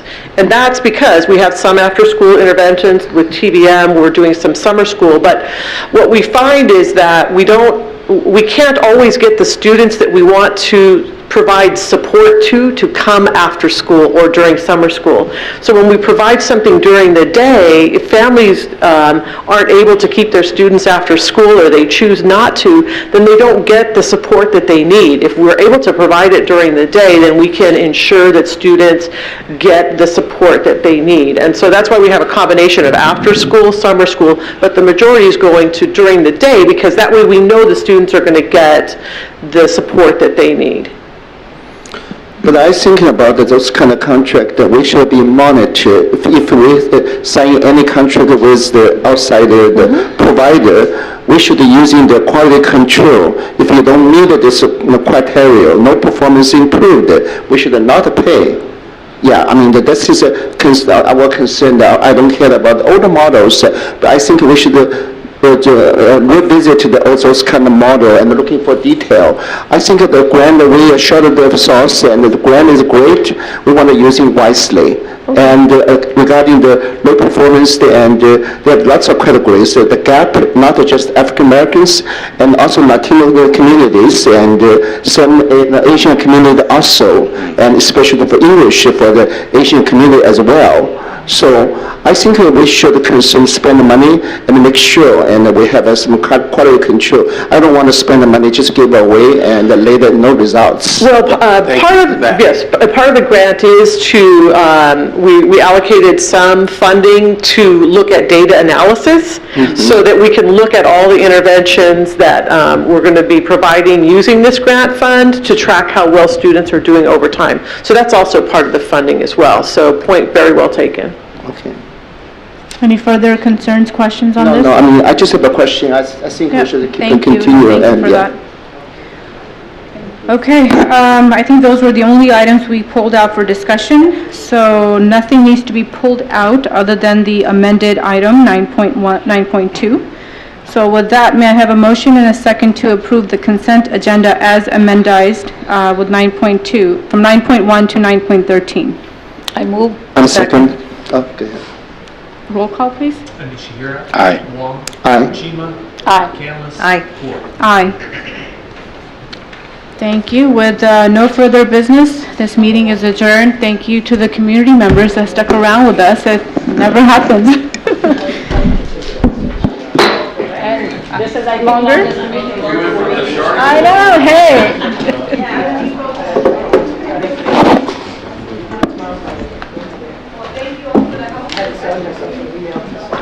Yeah, it was healthy. It was yeah. Yeah, yeah. I know. Good luck to all you people who live close. Members to the community. Not yet. Well, I'll call you when we get home. I'd like the leadership to help me not be here. Mr. Wayne, I'd like you to help me not be here. Okay. Ms. Chima, I'd like you to help me not be here. I'd like to use my time. Darlene. I already have elevated. Yes, boy,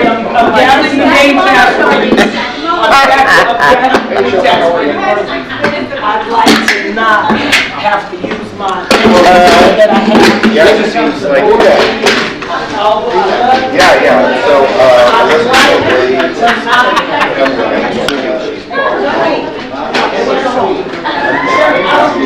I don't actually have the schedule. I mean, I would so why don't we do this?